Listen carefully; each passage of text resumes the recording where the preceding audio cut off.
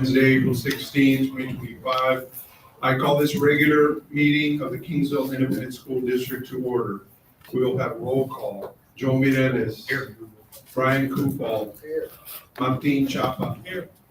David Garcia. Here. Jacob Perez. Here. Delma Salinas. Here. And Joseph Reese is here. Let the record show that there is a quorum of board members present and that this meeting has been posted in accordance with Government Code Chapter 551, State of Texas Open Meetings Act.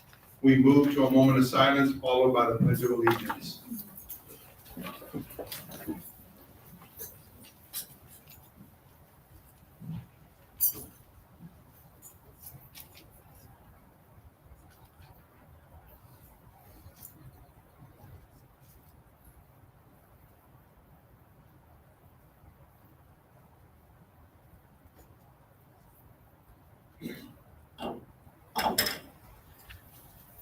Allegiance to the flag of the United States of America and to the republic for which it stands, one nation, under God, indivisible, with liberty and justice for all.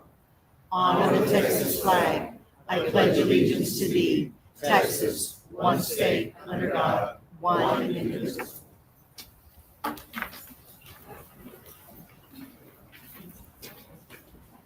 This meeting will be live video streamed.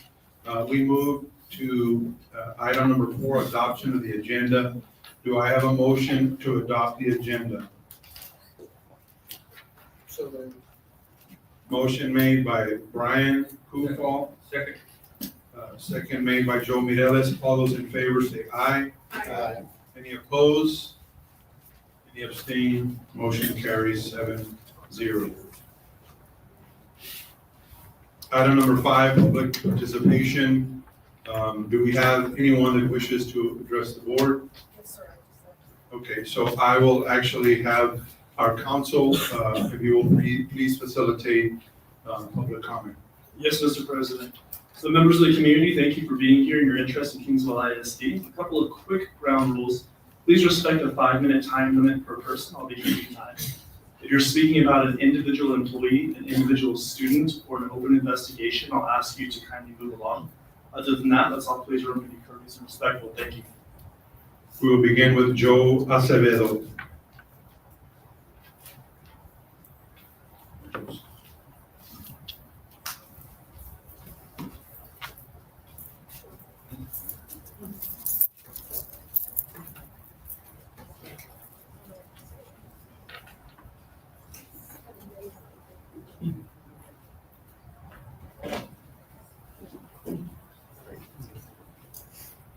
Good evening, everybody. Thank you all so much for allowing us this opportunity to speak tonight. I just wanted to say I'm just so honored and grateful to be a part of Kingsville ISD for this school year. Well, the reason why I'm here tonight is to just talk about the calendar, the 5-day and the 4-day calendar. And one of the things that I was hoping to present to you all tonight was just some of my experience of when I came to Kingsville ISD. One of the most profound aspects as a new employee was the wellness day concept. The concept that there was time throughout the instructional calendar where every member of the learning community had a opportunity to take care of themselves. You know, Dr. Stephen Covey famously authored the 7 Habits of Highly Effective People, and the 7th habit, he talks about sharpening the saw, which looks at balance. Which, when we look at balance, we're looking at taking care of our mind, our body, and our spirit. And I truly felt that when I came to Kingsville ISD, the wellness studies really did provide for that. But they also provided opportunities for us to provide students with interventions throughout the school day, to provide opportunities for students to recover their attendance, for credits and things. I've seen a lot of great things in the year that I've been here at Kingsville ISD. And one of the things that I was thinking about was, that I would, ask you all to, just to think about is prior to making a decision of a 5-day versus a 4-day calendar, to make sure that a comprehensive data analysis has been done of a longitudinal study of Kingsville ISD's data to see what was the data like when there was a 5-day calendar, what is data like now there's a 4-day calendar, and to always remember that in the current educational environment that we have, this is not the same public school that we all went to, right? There are different challenges that people face. There are different opportunities for students. Students are able to earn so much more now that they're in high school, whether it's dual credit or whether it's CTE, so many different opportunities that are there for them. That I would say, let's look at data. Let's look at a comprehensive data that not only looks at EOC and STAR scores and achievement, but also looks at what is the attendance rate now? What is the dropout rate now? Can we look at and pull data of mental health incidents that have occurred in a 5-day calendar, 5-day week versus a 4-day week? Do wellness days have a positive impact or effect on the mental health and well-being of our students? Remember, we're coming 5 years ago from a pandemic that in an unprecedented time, shut down schools across the world, right? Across the globe, and we are working to, fill those gaps and cover those gaps. Another thing I would ask is that, we always trust the professionals that have been selected to serve our Kingsville community. Let teachers' voices be heard when we are making these decisions, because always remember, we will keep students first. It's always about our students. But how do we support our students? We do that by supporting our teachers. And how do we support our teachers? We do that first by listening to them. And I will say that to lead with the launch, one thing that I always think about is a quote that a friend told me, which was from Maya Angelou, that said, do the best you can until you know better. Then when you know better, do better, right? After looking at the data, a comprehensive review of it, what is the best approach? Have we done that before we make a decision to change back or to revert back to a system that wasn't effective? Why go back? What is the justification of it, right? And are we following truly the data? And I'm not just talking about STAR EOC data. Let's look at everything. Thank you all so much. It has been an honor to serve Kingsville ISD this school year. And I truly believe, having, been here and worked with the amazing educators and students of this district, that there is greatness within our walls, that there is so much potential for the district. And as somebody who worked for, a school choice for 13 years prior to coming here, I will say this: it is time that we bring our children of Kingsville back home to Kingsville ISD. Thank you.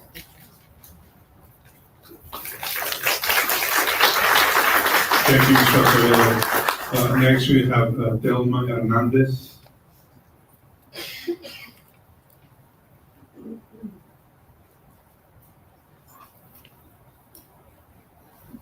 Good evening. Good evening. Good evening, board. I think you've seen me too many times this year already, haven't you? So I apologize, but I do want to bring some foresight about what's going on with the calendar. The first thing I'd like to say that our goals are the same. We want to provide the best education for our community and our youth. I would like to clarify some of the misconceptions that you may have of 4.5 versus 5-day calendar for next school year. The DIC did ask our school students and parents at the high school for their input. My understanding is that the majority of faculty, staff, students, and parents were for the 4.5-day calendar. At the DEIC meeting, according to members I talked to, the 4.5-day and 5-day calendars were offered. However, the 4.5-day calendar won. Many of the members feel that they wasted many hours putting together the calendars that were voted upon. The school board wonders why no one wants to volunteer their time on committees. Here's a great example of why people don't want to volunteer. Many of the current members are maybe stepping down at the end of this year. You talked about the attendance. As you know, I've been here 37 years. I personally have seen a greater number of students attending my classes more on a 4.5-day than when they were on a 5-day schedule.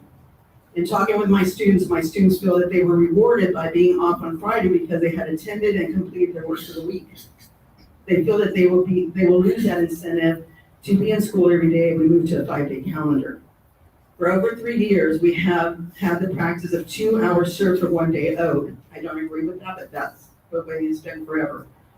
This is not new just because of the 4.5-day calendar. We were doing this on the 5-day calendar as well. I know this because I did credit recovery for all those years. Another way the district is saving money is that we now offer credit recovery on Fridays. You don't have to pay me or other staff members to come in to run it in after school or on Saturdays. You talk about teacher retention. Quite honestly, we lost many teachers last year because of certain administrators and because of ITC. The ITC is in charge of math and English. The last few years were not good. I don't teach a tested subject, however, I do stay involved in what is going on my campus. The problem is that our district hired ITC coordinators that had very little classroom experience telling veteran teachers how to teach their subject. You also brought programs that were forced on the teachers that did not want to use them. These teachers expressed many times that the programs were not going to work, yet they were forced to use them. A veteran math teacher kept telling her young ITC that the work she was sending her to use with her classes was being forced to use them was not going to work. Yet they were also forced to use what they were giving them. Now you wonder why the scores went down. Administrators don't want to listen to veteran teachers, and teachers who refuse to use the stuff that they knew wouldn't work got into trouble for not using the required materials. This caused many of these teachers to resign and look for other work. The sad thing about this is that when they left, the ITCs that were in charge that year also left. We lost so very many teachers because of this. We actually don't know of anyone who left our district because we were on a 4.5-day schedule. In fact, we have gained teachers that live outside our town because they want and like the 4.5-day schedule. I know some of them may be leaving our district if we move to the 5-day calendar because they can just find work closer to home. Also, adding a 5th day to the calendar will cost them more money to travel that extra day. You also talk about the test scores basically relating to benchmark data is false. We benchmark too often that the students don't take it seriously. I have been a test administrator of these benchmarks, and I can tell you that students do not take it seriously. They finish quickly, they go to sleep, they sleep through the testing, only to quickly type answers to finish the test so they don't have to be in the consolidation.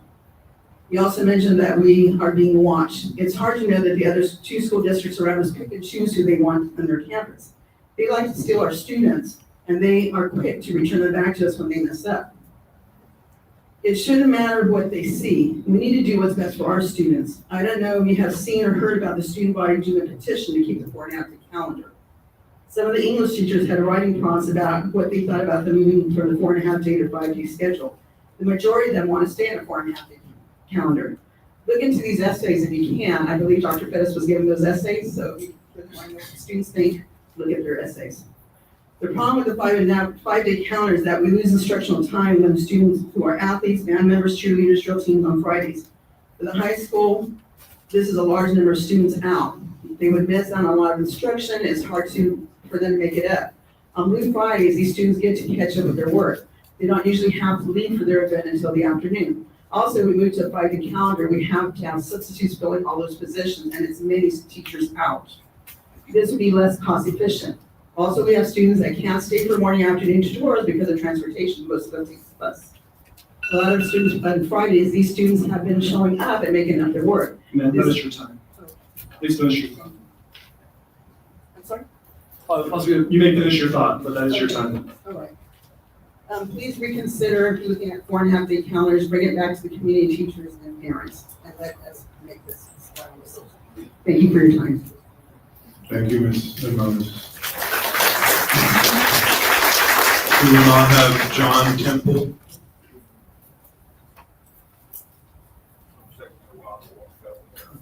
No problem. Well, I had 2 things. One of them I already got figured out. The first thing I already got figured out, I was just kind of curious to know about, I saw the lawsuit and all that stuff, and I was kind of curious to know how much that ended up costing us, and I was informed very eloquently by Dr. Pitts here that it costs us nothing, which surprised me, but I mean, I got a good understanding of it, and good. I mean, that's great. I do appreciate that, because I mean, it was a concern to me. And you did a very, very good job on that. And my second one pertains to retirement in some situations, and I'm all for it. I mean, I'm retired from TRS, and like I say, I'm all for it. But the one that I have been reading seems to me like the tail's kind of wagging the dog. I mean, I mean, I know superintendents and principals were different. I mean, I was a principal at the high school and the junior high in Robstown. And I've been around the business a long time, 37 years, but I've never, and of course I haven't seen that many retirements, but I never saw one that had so many conditions. You know, you can't do this, you can't do that, I'm not gonna do that, I want this, I want that. And that's what I say, that may be the difference with superintendent, I don't know. But when I read that, I thought, my gosh, this person sounds like they may trying to be protective of what may come up, in like the Herald thing and things like that. And I have I worked at Herald for 8 years, and so, I have a spot for them. And that's what I'm trying to say. I mean, I don't give a who retires. I don't give a who teaches in TRS. I don't give a hoot if you retire or not. I mean, but the thing that got to me about it was it seemed to me like it was written by a lawyer that was out to protect something, and that's what I just wanted to say. I mean, but I'm all for retirement. Thank you very much. Thank you, Mr. We will now have Ms. Elizabeth Ramos.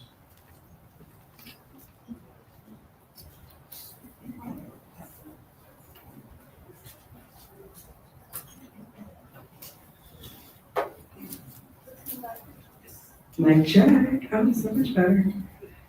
All right. Good evening, everybody. It's gonna be a little bit different. I only have this much to read, so here we go. Something somebody doesn't know about me, but I associate genders with numbers and letters.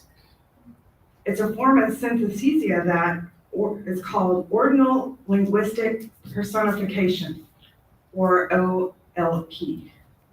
OLP is a neurological condition where individuals automatically link ordered sequences to personalities, genders, and other abstract concepts. To confuse me even more, some letters that I visualize maybe as male dressed up as a woman. So that confused me even more. I picture these things in my mind. Anybody else have this problem? It's just me. But I had a 4th grade teacher, Miss Fushi, that figured out that something wasn't right. There's a reason why I'm not happy in my classroom, got me tested, and sent me to a specific class where I had teachers help me. An amazing teacher that taught me that instead of seeing like a hat on a number 1, I just see 1 dot. So she taught me what's called the dot system in math, how I learned how to count. So instead of seeing lipstick and hats and whatever the heck I was seeing on numbers, I was seeing dots, which made it so much easier for me. Then I had another teacher work with me in English, and she gave me some tips and tricks that really worked out for me, and I still utilize those today as an adult in my 40s. Crazy. I did so well that I ended up getting picked out for the lead role in Sherlock Holmes, because I could read everything and remember it all in my head and say it out loud, something that I could have never fathomed of doing in my life. Now, most of the community knows I have a child who needs extra. And when I came here, I had a really rough first year. But I'm so fortunate that my son got to have a Miss Fushi and a Miss Reddish like I did growing up. I don't know if I can say names, but Miss Garza was instrumental in getting my son to learn how to read. I read to him every single night, over and over again. He remembered what was on every page, but he didn't know the words. He couldn't read them. Halfway into the school year, I'd read a paragraph, he would read a paragraph, and tears would come out of my eyes because he's excited to read there, and he's not frustrated and taking it out on everyone in the classroom. I'm just glad I didn't have an attitude problem back then, because I probably would have done the same thing my son did, frustrated. And I want to thank Miss Melissa Perez Estrada for when he got older and learned how to use his words, and she put him in his place. But she did it with kindness and humor and professionalism and experience, to where my son's gonna do what Ms. Perez Estrada says, whether he likes it or not. And it's beautiful, the relationship that they had with my kid. He grew so much under those two. They fought for my kid. And I want to stand here, and I know there's a lot going on in this agenda today, but I want to thank those teachers. I want to thank the staff that really shine at KISD. You mean a lot. You are my Fushi and my Miss Reddish to my kid. And I really want that again for my son, but I see the walls built in front of you, and I appreciate you fighting for our kids. So I just want to say happy, Teacher Appreciation. No words can describe how you two have impacted Martin's life. Thank you so much. Thank you, guys.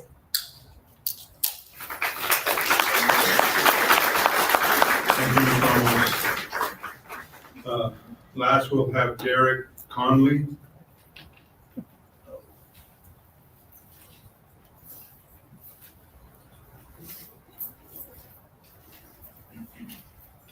Good evening, distinguished board members, ladies and gentlemen of the community. I'm here on behalf of the Douglas Youth Center. We have an up-and-coming health and wellness fair and a drug-free walk that we're putting on. It'll be May the 2nd, and it'll be starting at the Douglas Center, which is on Martin Luther King and 2nd Street. Dr. Perez is actually one of our grand marshals. We're really grateful and thankful for her agreeing to participate. The mayor's coming out and a lot of city council members.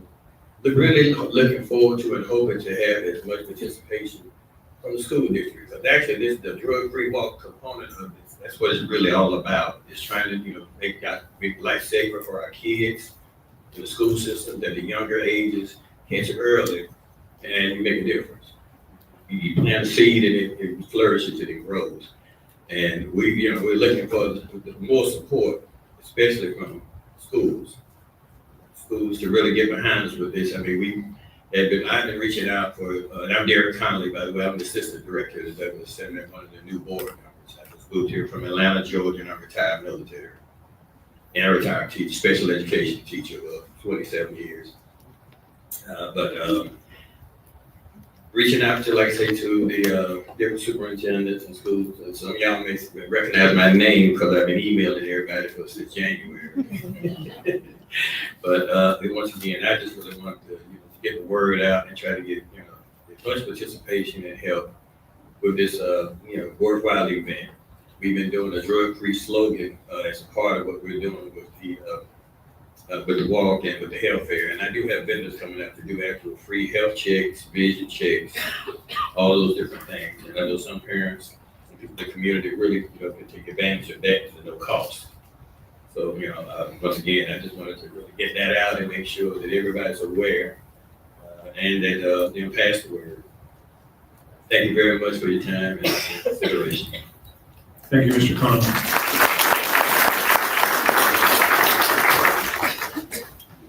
We now move on to item number 6, communication from administration. Item 6A, the 24-25 Bus Driver of the Year Award, Mr. Aguilar and Dr. Sandoval.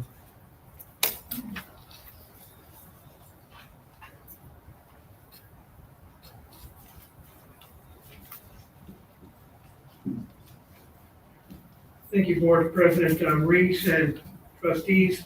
Kingsville ISD, in partnership with our insurance company, Property Casualty and Alliance of Texas, would like to recognize a bus driver for her outstanding dedication. Each year, PCAT welcomes Bus Driver of the Year nominations from all transportation stakeholders. Nominations are evaluated based on 5 attributes: leadership, attitude, perseverance, student and parent relationships, and technical skill. The evaluators look particularly for those exceptional drivers who demonstrate a consistent desire to positively influence both student and coworkers through their actions and attributes and not just words. I'm going to let our director, or Mr. Chuko, make the recommendation or the nomination. This year, we would like to recognize Miss Anne Marie Reyes as the 2024-2025 Bus Driver of the Year.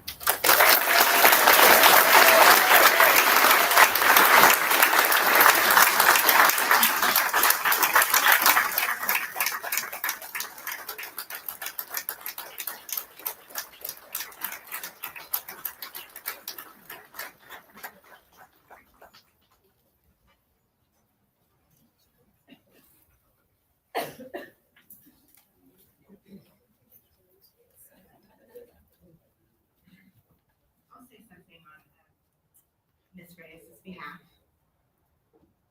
Each day, school bus drivers are entrusted with safely transporting our children to and from school. No matter the weather conditions or the traffic, their performance on the road must always be A+. Acrisure and PCAT would like to recognize that school bus drivers help set the tone for children's daily experiences. You could say that there are school's ambassadors. Typically, the bus driver is the first school person that children see in the morning and the last they see in the afternoon.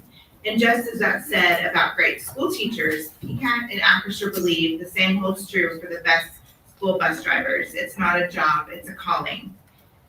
This year, following a selection process by the district, one exceptional driver was chosen to be this year's PCAT Bus Driver of the Year, and it was my honor to present Anne Marie Reyes with the 2004-2025 PCAT Bus Driver of the Year, a combination tumbler and tote. Thank you.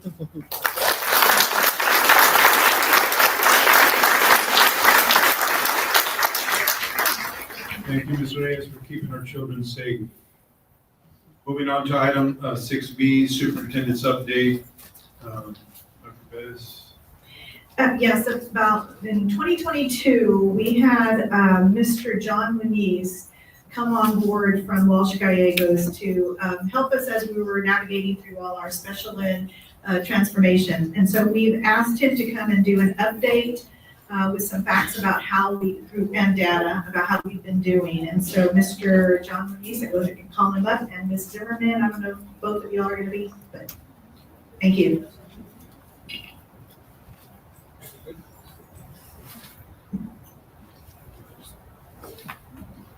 Good afternoon. My name is John Muniz, and I have the pleasure of representing Kingsville ISD regarding students with disabilities. I started working with Kingsville in October of 22, and Kingsville has been just a really growing organization regarding special education.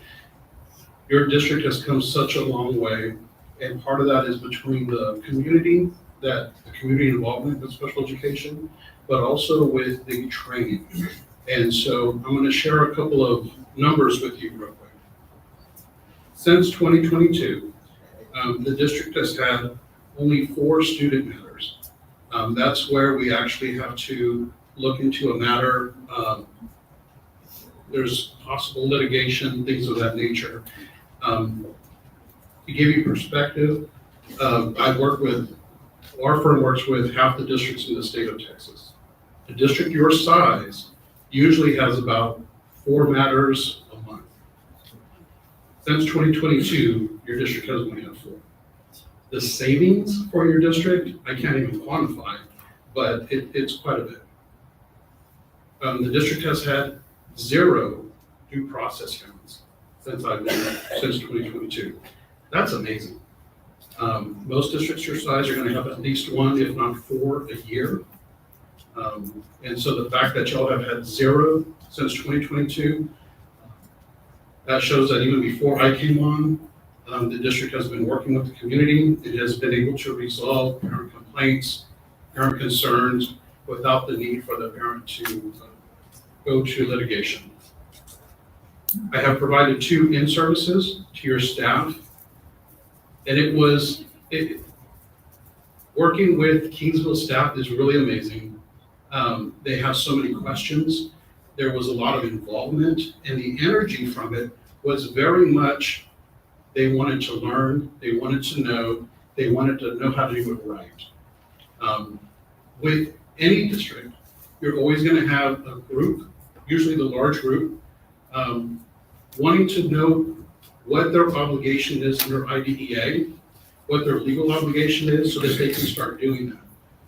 You are always gonna have a small group of people who view it as more work. And so I always get a lot of pushback sometimes at these in-services from a couple of people. And that was true for Kingsville too. But the majority of the people that I worked with are very receptive. You have just incredible staff that are really working hard to provide services, appropriate services for children. Special education is a complicated area. It's the only area that I do, and it can be very tricky. Sometimes it's counterintuitive. And so it's understandable that staff across the state can always use a little more training. But at the end of the day, I truly believe that the staff in Kingsville are doing what they believe is best for the children on a day-to-day basis. And that's the information I have for you. Do y'all have any questions for me? Oh, that's great. All right.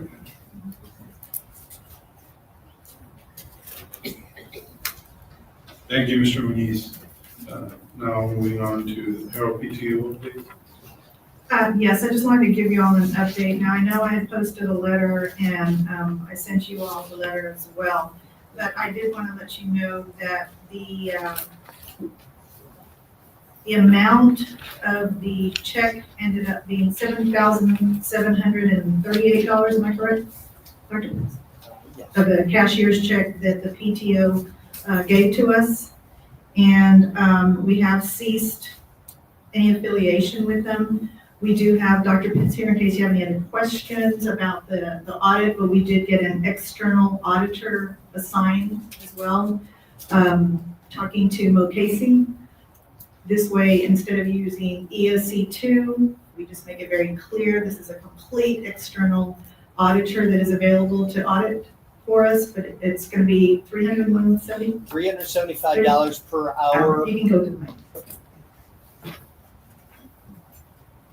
$375 per hour. They estimate that it probably will take less than a day to complete that audit. So we're working with them, and I'm going to finalize everything with them tomorrow. They did say it was kind of unusual for a district to be getting involved in an audit, for us to audit the PTO, because usually the PTO is supposed to audit themselves. But we said we want to make sure that we're clear on everything, and that we're doing everything we possibly can to be as transparent as possible. And that we did get on it right away as soon as we received a concern about any concerns, whether they were illegal or not. If there's any discrepancies and they're kind of sloppy in some ways, then we're going to just cease to recognize them as a PTO. Any questions? What was the name of the firm again? Mo Casey? So what are going to be the next steps after that? They will get the report and then? Yes, they will give a written report on that. And then we'll share it with, of course, the legal or attorneys, and then determine if there's anything that needs to go forward to the legal authorities. But we just couldn't get them. When is it that they said that they could do it? It'll probably be the beginning of next week that they will be able to work on it. Okay. Thank you. Now moving on to item 6C, the Lasso Cycle 3 Strong Foundation Planning Grant, Dr. Ballesteros.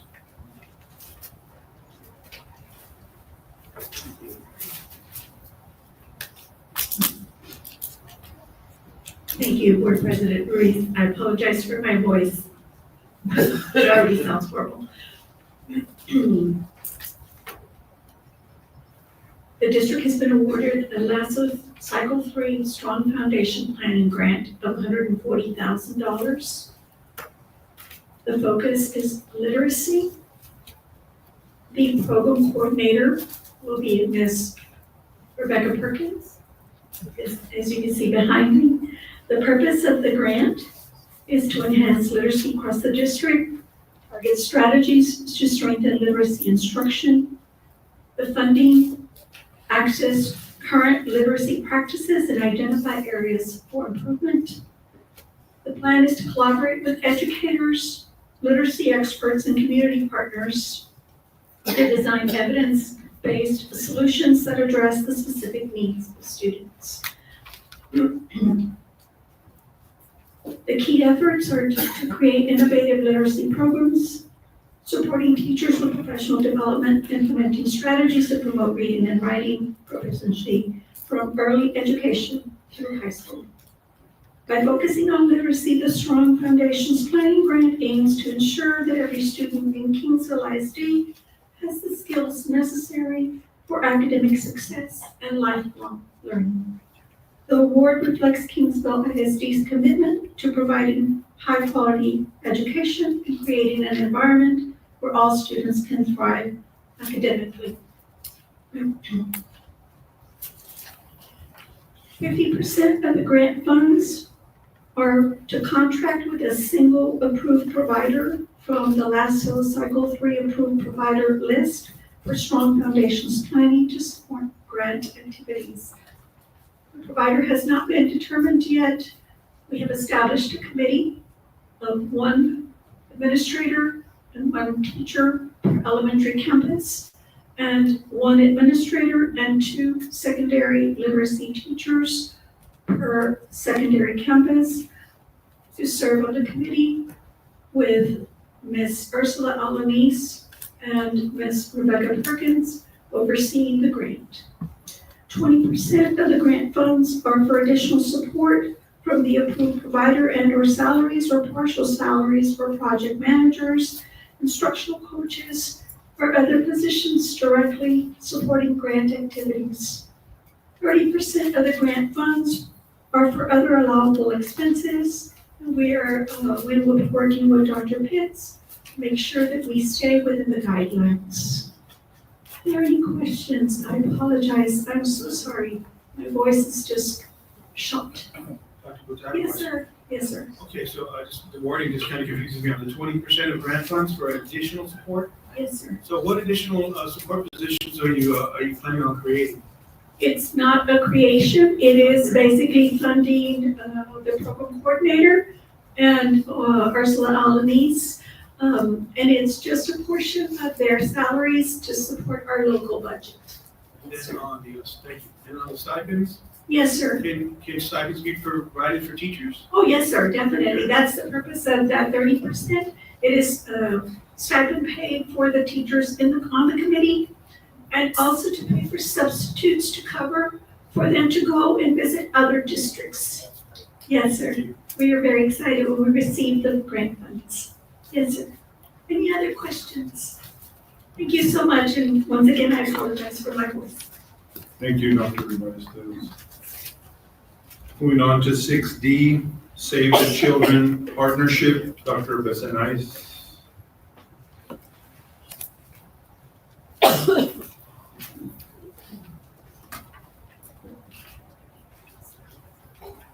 Good evening, Board President, Dr. Perez, and members of the board. Tonight, I'm really excited to announce our partnership with Save the Children.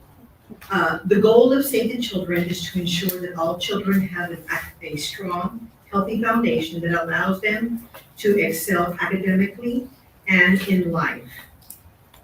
I'm going to go over with you the partnership that has been created between KISD and Save the Children. Save the Children is a nonprofit organization that is well-known nationally, and they have reached out to KISD. We've had multiple meetings with them and are looking at this partnership and what they bring to our community.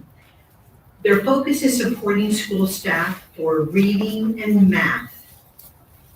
As part of the commitment, they offer training, resources, and ongoing support to address the needs of schools in accelerating literacy and math growth, particularly for children facing learning challenges.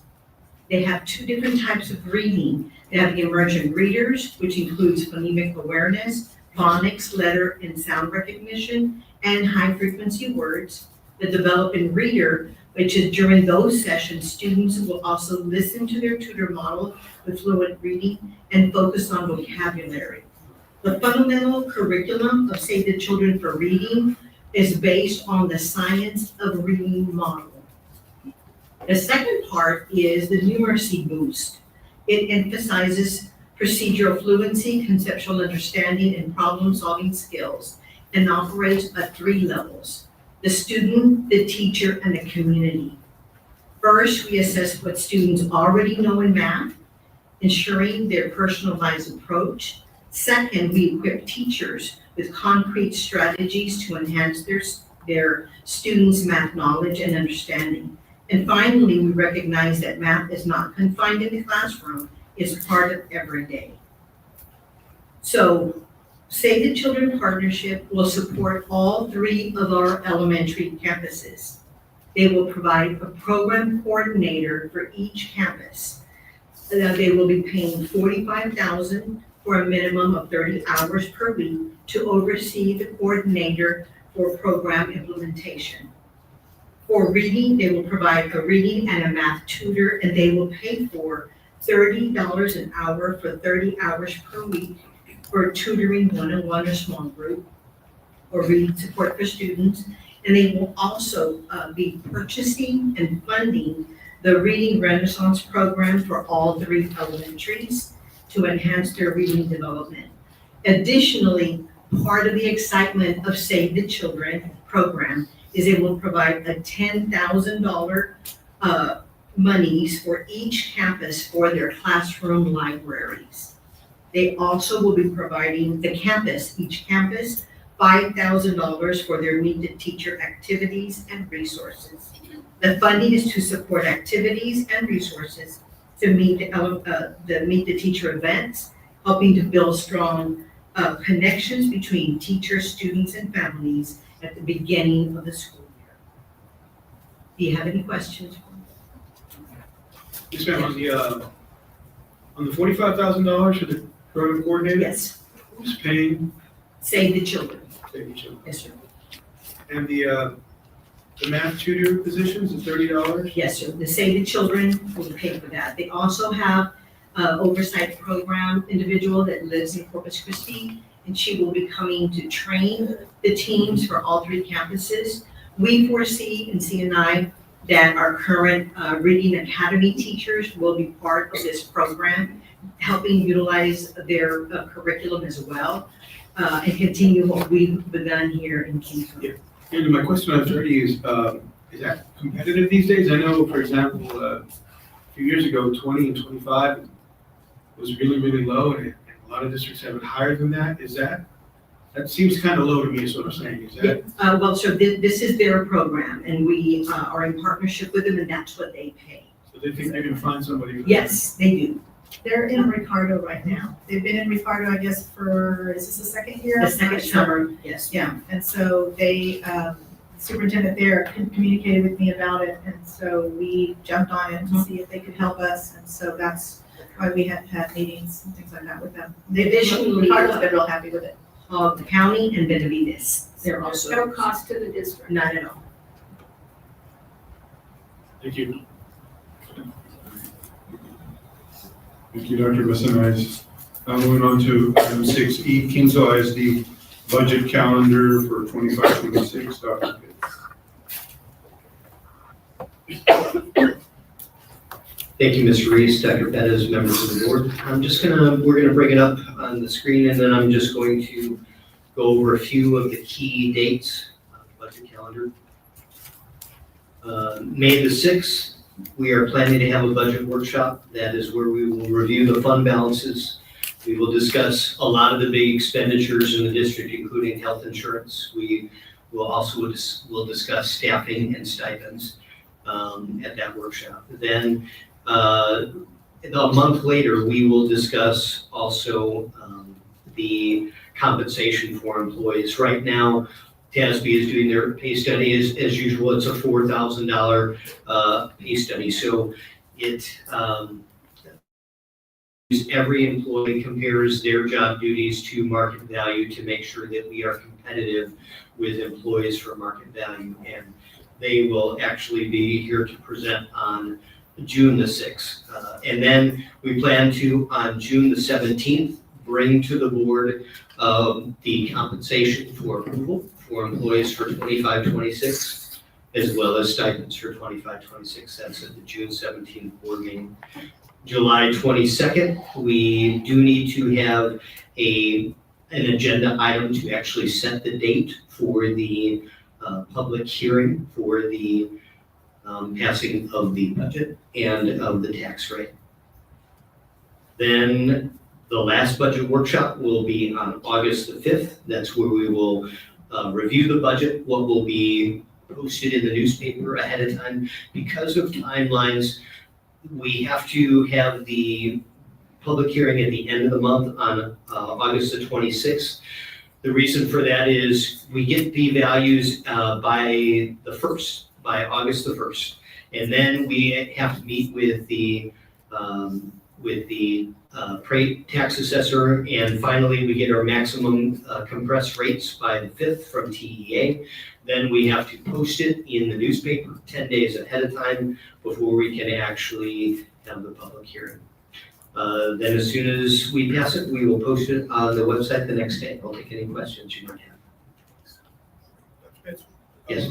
When was the last pay study completed? You said you just did one here in March. When was the We last? do one every year. So every year, yes, every year we start around February. We finish at the beginning of May. We present the findings. TASB actually comes and presents the findings at the beginning of May.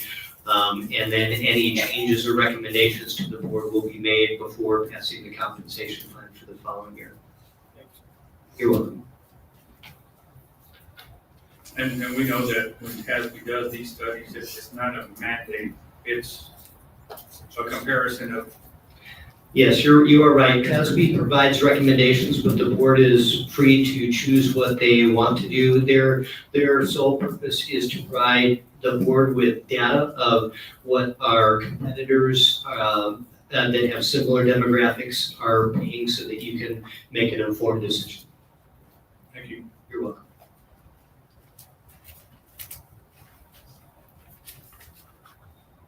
Any other questions for them?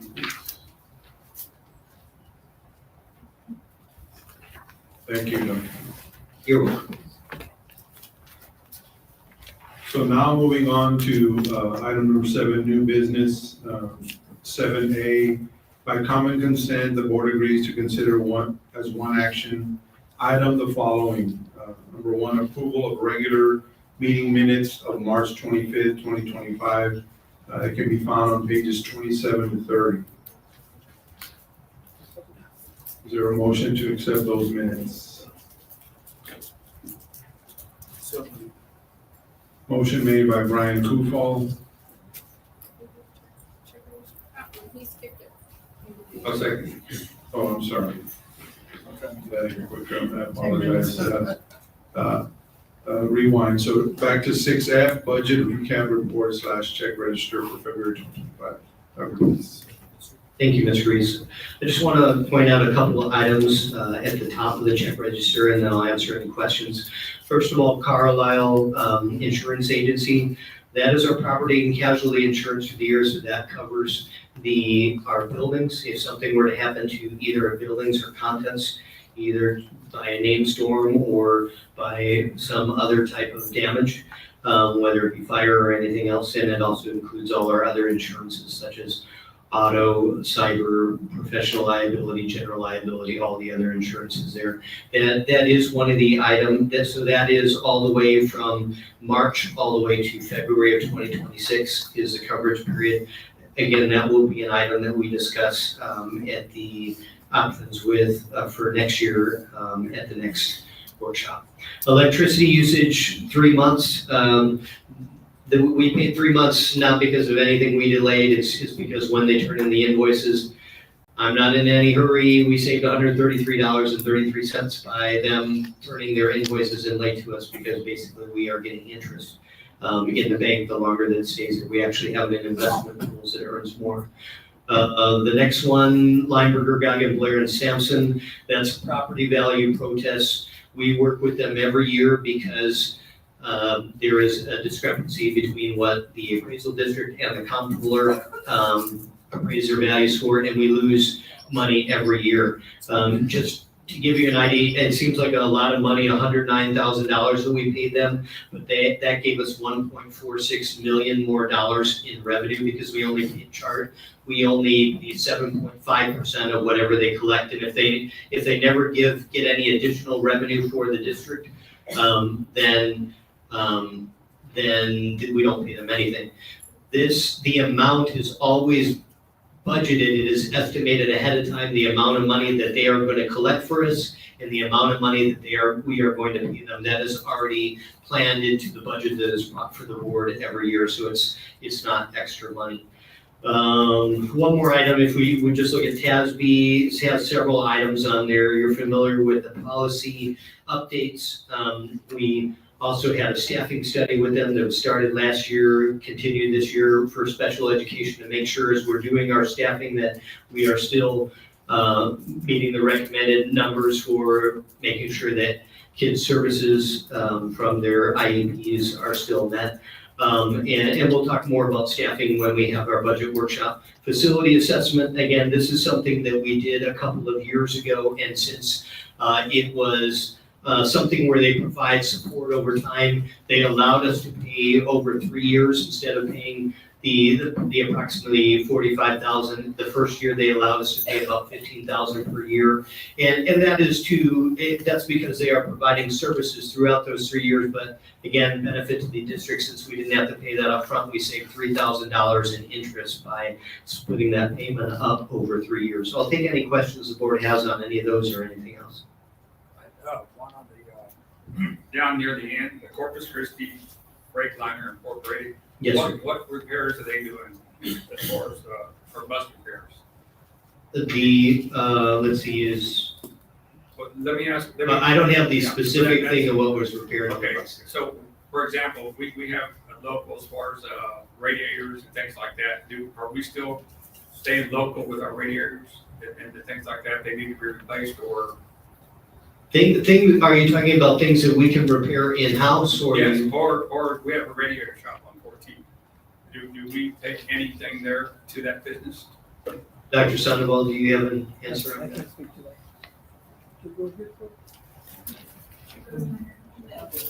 But what I can see is that when it's not something that we can fix or do local, these are the experts that we send it to. I'm just thinking of little things, like radiators and things like that. But it wouldn't be feasible for us to send all the way over there to get something little fixed. But I'm just trying to confirm that we're using these guys here.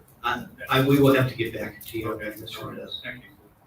Dr. Pitts, Yes. on South Texas Music Mart, Yes. we have a band instrument repairs for $3,175.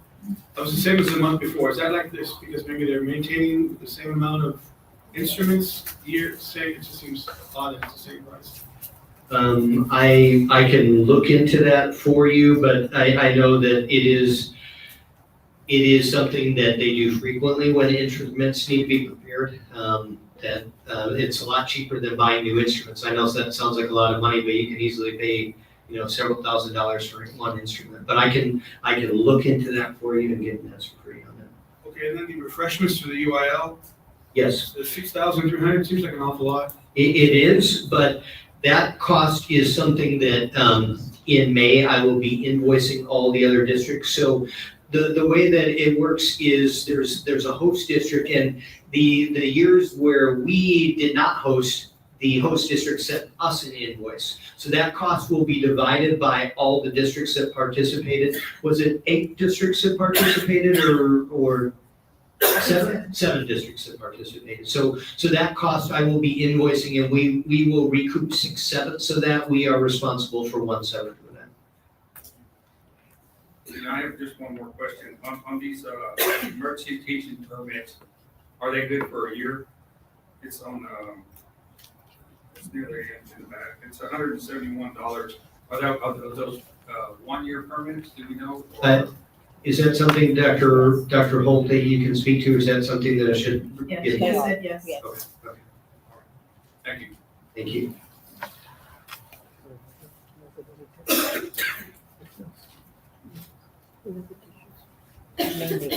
Any more questions about the budget?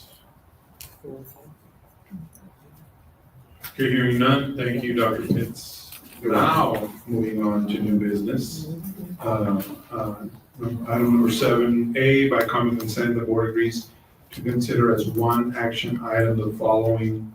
Number 1, approval of regular meeting minutes of March 25th, 2025. Ryan, do you want to give your motion? Okay. I hear a motion from. Second. Second by Martin Chapa. All those in favor say aye. Aye. Any opposed? Any abstain? Motion carries 7-0. Now moving on to item 7B, discussion and possible action regarding the National Speech Therapists Week proclamation. Can be found on pages 31 and 32. Dr. Zimmerman, Ms. Zimmerman, sorry. Good afternoon, Dr. Pettis and Mr. Reese and the school board. Thank you for having us tonight. We'd like to recommend that the Board of Trustees approve the National Speech Therapist Week proclamation. So I'd like to read this right now. We in Kingsville ISD are very blessed to have both speech pathologists as well as speech therapists who lovingly dedicate their time to working with our students. So I'd love to recognize them tonight and read this proclamation. Whereas speech language pathologists, often informally known as speech therapists, are professionals educated in the study of human communication, its development, and its disorders. Whereas they treat clients with a wide variety of speech and language problems, ranging from those caused by birth defects to others resulting from stroke in older patients. Whereas these highly skilled professionals assess, diagnose, and treat people with communication difficulties in a wide variety of settings, among them clinics, hospitals, schools, and nursing homes. Whereas patients who have successful therapy may see individual improvements in different areas, including improvements in speech, language, fluency, voice, and swallowing difficulties. Whereas to highlight the importance of the services provided by speech therapists, a week in May has been designated for an awareness campaign. Whereas at this time, therefore, I encourage all Texans to recognize the essential role of speech therapists and in the important contributions they provide. Together, they work to make a positive difference in the Lone Star State. Whereas Greg Abbott, Governor of Texas, has proclaimed statewide recognition of speech therapists, and therefore be it resolved that the Board of Trustees of the Kingsville Independent School District hereby proclaim the week of May 5th through the 9th, 2025 as National Speech Therapist Week. So I'd like to just recognize my amazing team.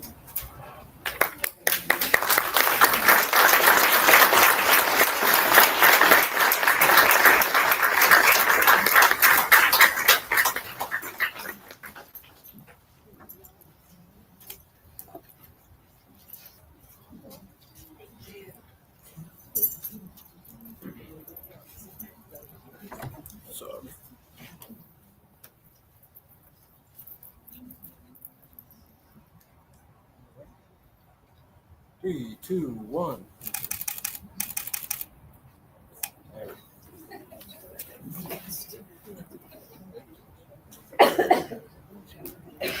So.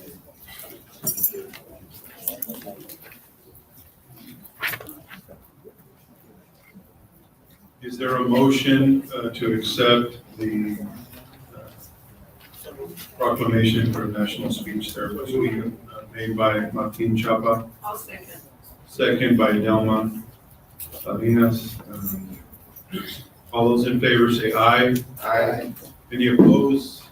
Any abstained? Motion carries 7-0. Moving on to item 7C, discussion and possible action regarding School Nurses Recognition Week proclamation. Can be found on pages 33 and 34. Ms. Flowers, I'm sorry. Same thing. I'm saying two names. Good evening, Mr. President, Dr. Pettis, members of the board. We recommend that the Board of Trustees approve the proclamation recognizing and honoring our nurses the week of May 6th through 12th, 2025.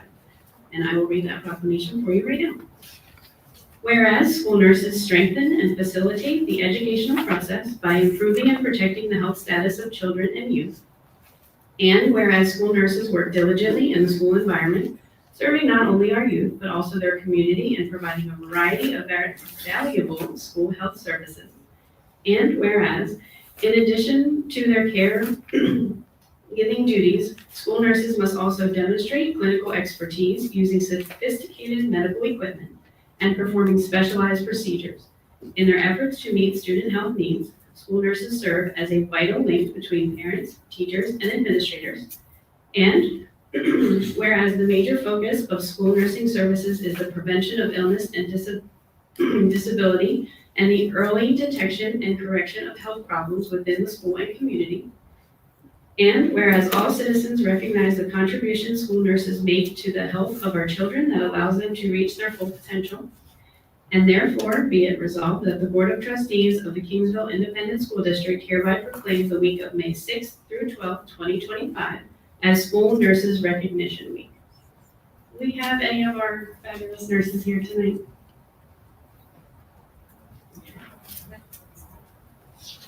Thank you, Ms. Flowers. Is there a motion to accept the proclamation for School Nurses Recognition Week? Motion made by Jacob Pettis. Second by Delma Salinas. All those in favor say aye. Aye. Any opposed? Any abstain? Motion carries 7-0. Now moving on to 7D, discussion and possible action regarding Teacher Appreciation Week proclamation. Can be found on pages 35 and 36. Dr. Bessanitis. Board President, Dr. Pettis, members of the board, the week of May 5th through the 9th, 2025 has been designated as Teacher Appreciation Week. The following proclamation is being presented to you for approval. Whereas teachers serve in partnership with parents of our community's children, and whereas teachers strive to instruct children to read, comprehend, write with skill, and communicate effectively and responsibly in a variety of ways and setting, and whereas teachers teach our community's children to know and apply the core concepts and principles of mathematics, social, physical, and life sciences, civics and history, geography, arts, health, and fitness, and whereas teachers inspire students to think analytically, logically, creatively, and to integrate experience and knowledge to form reasonable judgments and solve problems. And whereas teachers help our students understand the importance of work and how performance, effort, and decisions directly affect career and educational opportunities. And whereas we support our teachers in their mission to educate the children of our community. Now, therefore, be it resolved that the Kingsville Independent School District Board of Trustees designate the week of May 5th through the 9th, 2025 as Teacher Appreciation Week. So is there a motion to designate Teacher Appreciation Week beginning Monday, May 5th through Friday, May 9th? So Motion made by Joe Mireles, second made by Delma Salinas. All those in favor say aye. Aye. Any opposed? Any abstain? Motion carries 7-0. Now moving on to discussion and possible action regarding the interlocal agreement between Kingsville Independent School District and communities and schools of the Coastal Bend. Dr. Pitts. Thank you, Mr. Reese. We have been partnering with communities and schools for as much as I know, 20 some odd years. I've only been with the school district at least 12, but Dr. Gloria Taylor has been here quite a bit longer. We have we have two agreements. One is the one with Pettis that is a 3-year agreement, $17,000 per year. It is cheaper because there was a grant to get that partially funded. And this next year, 25, 26 will be the 3rd year of that agreement. And then you see the agreement for the other campuses also in front of you, and the amounts of that. The term of the agreement is August the 1st, 2025 to July the 31st of 2026. And I would like to introduce Gloria Taylor, who is going to share a little PowerPoint and talk a little bit about communities and schools. Thank you, Dr. Pitts. Everyone recognizes I am older than you are. Good afternoon, President Ruiz, Dr. Bettis, and key KISD leadership and KISD community. I am Gloria Taylor, Chief Executive Officer for Communities and Schools, and it is my pleasure to be presenting to you today. Communities and Schools of the Coastal Bend aims to provide deeper services for our students as we learn their needs. Your investment in our students has allowed us to continue building connections and give them access to wraparound support and mental health services. The data reported in this presentation highlights the preliminary effectiveness of CIS during the 2024-2025 school year and will provide a snapshot of program highlights from fall to date. Before I move on, please allow me the honor of having our CIS case manager and our pantry manager who serve your schools to be stand and recognized, because we are truly successful only through their dedication and hard work. I present to you our CIS staff members.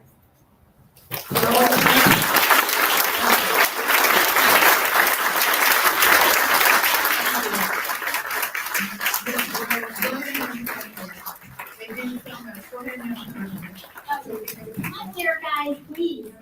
Come on. Ruth, thank you for everything you did. Yes. Come on. Ms. Creek. And I'm going to join them as well.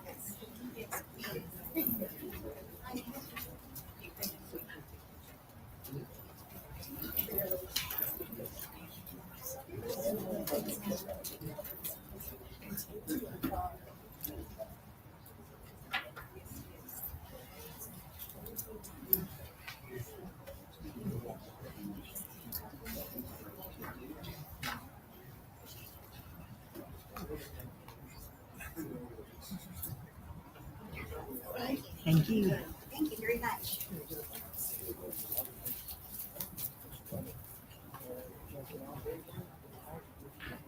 Each day, students arrive at school carrying a multitude of challenges, concerns, and obstacles, often grappling with trauma that impacts their educational journey.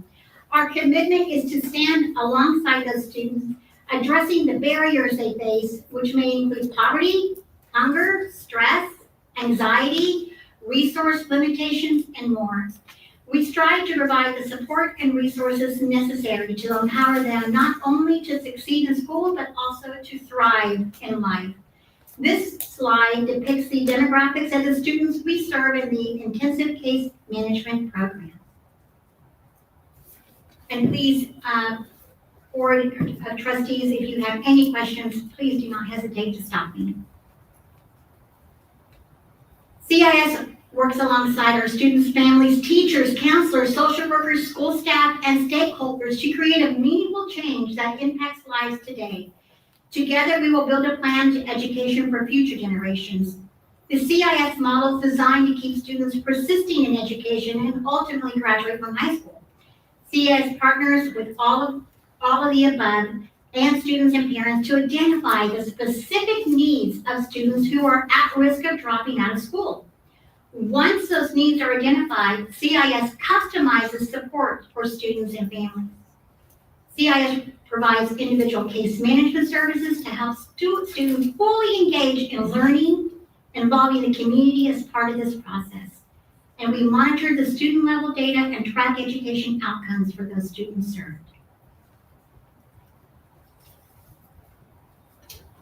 So the results of our work. CIS provided 1,427 Campus Gold service hours to assist in the improvement of the daily average attendance. 2,474 students served through campus-wide events. 376 students received the intensive case management services as of today. And 2,967 hours of intervention services in the core components towards case management. So what does some of our supports look like outside of helping those with the behavior, attendance, and academics?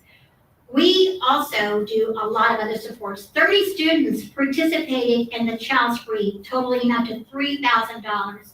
We had the Border Patrol and the Kingsville Lions Club members come and went shopping, and that is probably one of our favorite events. 125 students participated with the Walk the Pride. They went shoe shopping before school and got to pick out their shoes. From 1.5, we were able to give out 100 holiday food cards to our families. Each card was $140. We stopped giving them food baskets because I like to have turkey, mashed potatoes, and stuffing, but some people don't. So this way they get to choose what food they would like for their holiday meal. 13 family supports totaling up to $990, and that is provided by our great foundation, the Tres Grace Foundation, and they have already awarded us for next year up to $100,000 for 5 school districts, and Kingsville is one of them. 27 utility supports totaling up to $5,000, $737.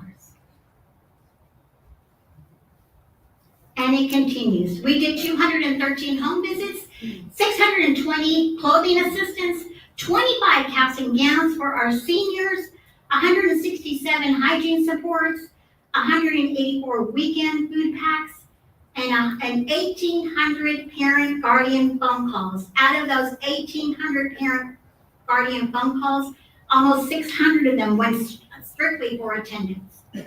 We gave out over 1,000 school supply assistance, and we gave every school a budget to incentivize our students to come.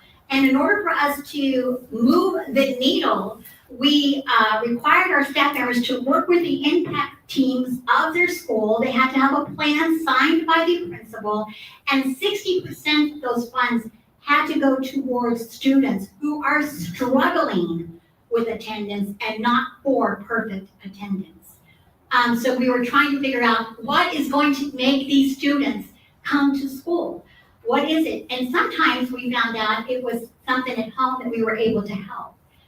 So we're very proud of that. And we even gave a budget to Principal Odie Moreno, who we do not serve at school, but we felt that those kids deserve to have incentives as well. So we're so proud of our CIS food pantry. As you can see, we have served families every month, and to date, we have 1,444 individuals who have received assistance. We partner with the Driscoll Health Plan, and together we provide health presentations for the community to learn about nutrition and various topics. Since 2019, CIS has purchased a suicide prevention presentation as a commitment we made to Representative Todd Hunter while sitting on his task force that Dr. Pettis initiated. This year, we continued strategizing and team up to send a critical message to our students. We are thrilled to report that our parent numbers continue to grow. Social workers and counselors were all hands on deck to have a deeper conversation with those students who indicated on an exit ticket that they would like to discuss this topic further in private. And then lastly, we have some success stories, one for each of the campuses. But what I believe I'm going to do, just so I can leave time for questions, I'm going to hand these out, and you can read these beautiful testimonies of some of our students. There are so many to pick from, but we want to be just compliant with the time and respectful to everyone else. But I will hand these over and you can read them, and I will take questions from the board. I have a question, Gloria. Yes, sir. So, thank you for that. Yes, sir. There's just one thing that everybody on this board, would really like you to help us with even course. more is the attendance. If you Yes, could sir. just continue to support us with that. 100%. Work on that. I know that, at one time that was like a big part of what you guys do. Yes, and it continues to be a priority. And in fact, you know, our food pantry manager doesn't get, we don't charge the district for that. That's our employee. But every day, she makes phone calls for the district, for the high school. And that's, we try to get as many folks as we can. She doesn't have, she's not part of the contract. We pay for her out of a Living Legends collection. And she does that so we can have all hands on deck with your attendance, sir. Yes, of course. Ms. Taylor, I think you're selling yourself a little short because we have many times, I have the privilege of serving as Director of Services for Human Services, and the communication that I have with CIS staff that helps out KISD staff as far as Max and Margie and Odie. One of the things that I would like to see, like Mr. Martin Chapa just mentioned right now, would be attendance. And I see your energy. And I'd like to know from you or hear from you, what is our attendance department doing to help out? Because I don't see this type of energy with our attendance department. And that's why I want some of you to rub off on that. Oh, well, listen, I was born this way, sir. I can only. Well, you could be Right, born my again, but in another way. But no, as far as your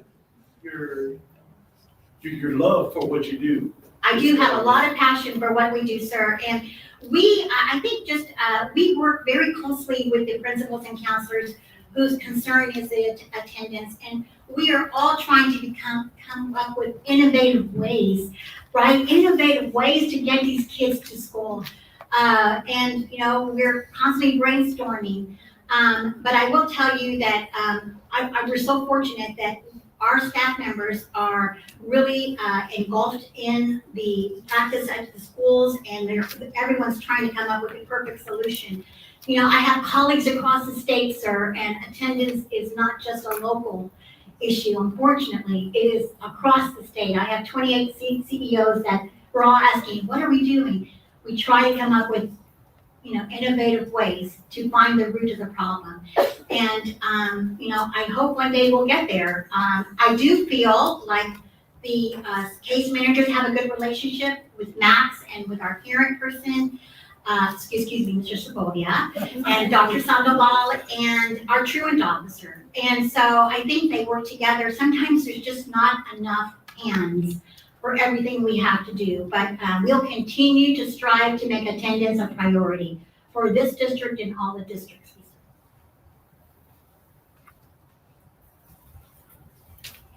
Any other questions from the board? Mr. President, I don't know if we could do this, Mr. Maddox, so I'll get legal's advice on this. I'd really like to table this, not that I'm anti-CIS, because I'm not. But I really feel that we could do better for CIS with our truancy program. And I'd like to see maybe we enhance that a little bit more. That could be that maybe we get CIS somehow more involved with that. And just think we need a little bit more time. That's just my, I don't know if I can bring that up, Mr. Maddox. Yes, Trustee Garcia, you may make a motion to table. Okay, so we have a motion to table this decision for a future meeting. Is there a second? I'll second. Are we able to add to it? if they were to vote on something? Like, are you, when you say enhance, like you want to add more services? I just don't want them to think they're not gonna get. No, that's why I said I'm not anti-CIS. Right. Okay, because thank you, because I was holding my breath for a minute there. I could see her turning colors. Ms. Taylor, and I said I'm not anti-CIS. We're Yes, gonna sir. break the CIS. Yes, sir. And I just think we could do a little bit more for CIS to enhance our attendance issues with that. That's all. Okay, sir. So that's a little bit more from us to help them, correct, is where we're headed with that, with. Yes, Mr. Melendez, but I also like to look at our attendance program too, our attendance department also, so. Right. I know what you mean then. Yeah. Combine them. Yeah. And make it better. Okay, so we have a motion to table this decision, I guess, for a future meeting. At our next meeting, Mr. President? Yeah, okay. Next meeting made by David Garcia, second by Delma Salinas. All those in favor say aye. But we will meet the June, Yes. okay, I just want to make sure it doesn't Yes. lapse. Okay. So, I don't know. Call for the vote again, Mr. President. Right. Am I allowed to speak? Yeah, sure. I just wanted to say, I may not be here in May. My husband is diagnosed with cancer and he's having surgery. So that was the reason I was trying to get all of my school districts contracts so I can be addressed. But I will have my chief program officer here should be coming down. Thank you, Ms. Taylor, for your husband. Yes, thank you, thank you. Okay, so we have a first and a second.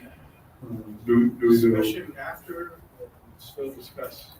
We can still discuss. This is the appropriate time for discussion. Yeah. So then we're going to find ways to make our programs work together. So when are we gonna do that? We do that in a workshop or? I'm thinking maybe at our. I'm thinking, Mr. President, we can call for a workshop, okay, to get our ducks in a row so that way we can make sure that we give the best service for our kids, especially when they're having to deal with truancy. So I'm hoping to look here within the next month or so that we can go ahead and make a decision for CIS and not put that stress on Ms. Taylor. So I guess May the 6th would be the next possible workshop for consideration. So that would probably be one of the things on the agenda for that workshop. So what would be, I guess, sounds like a plan would be, we meet with CIS, see what our truant officer services are, because the attendance department is really just the attendance clerks. So we're not looking to do any of the attendance clerks. No. We're looking at The truant truant officers. officer. Okay, all right. Okay, thank you. Okay, so we have a first and a second to table this after having a workshop on it. So all those in favor say aye. Aye. All those opposed? So we have 14, aye, okay. So we have 4 ayes and 3 noes. So motion carries. This is tabled for after the workshop.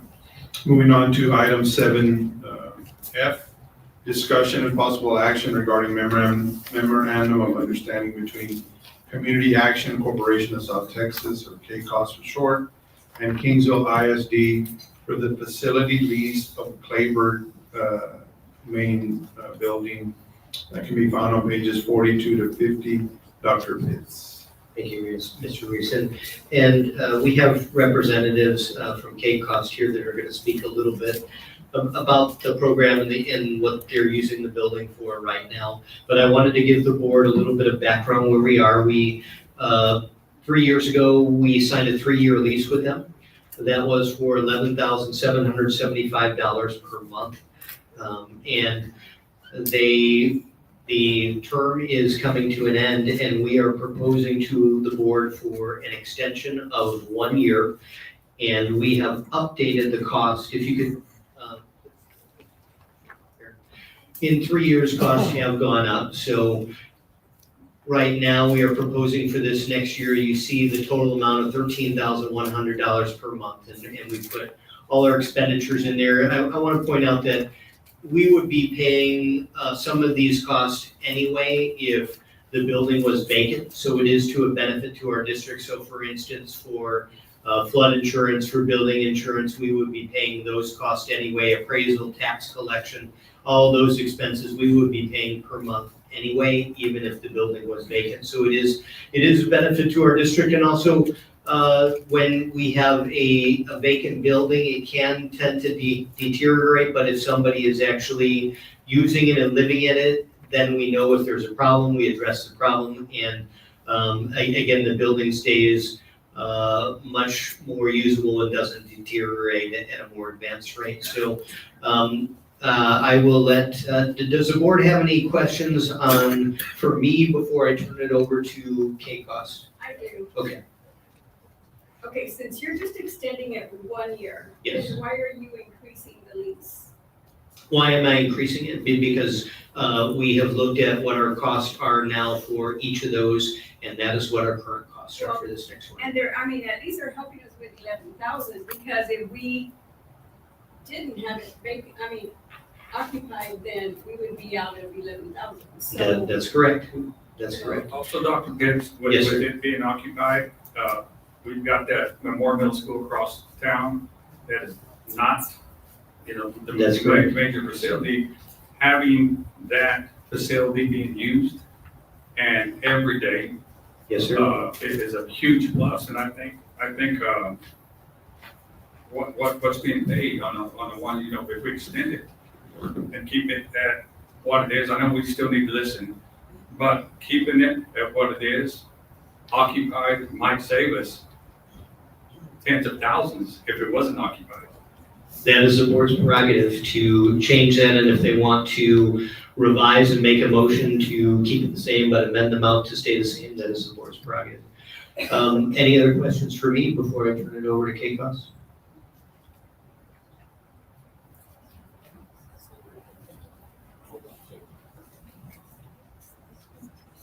I always have to hold this down. Need to bring a little spoon wherever I go. My name is Ann Awol. I'm the Executive Director of the Community Action Corporation of South Texas, and I want to thank you for listening to us this evening. I'm also joined by April Unseld-Dua and Elena Esquivel, and I'm going to tell you right off the bat, they do the heavy lifting. I'd like to tell you how much we appreciate the opportunity to occupy Clayburgh School. I think that's turned out for us and for the children and for the community to be a wonderful asset.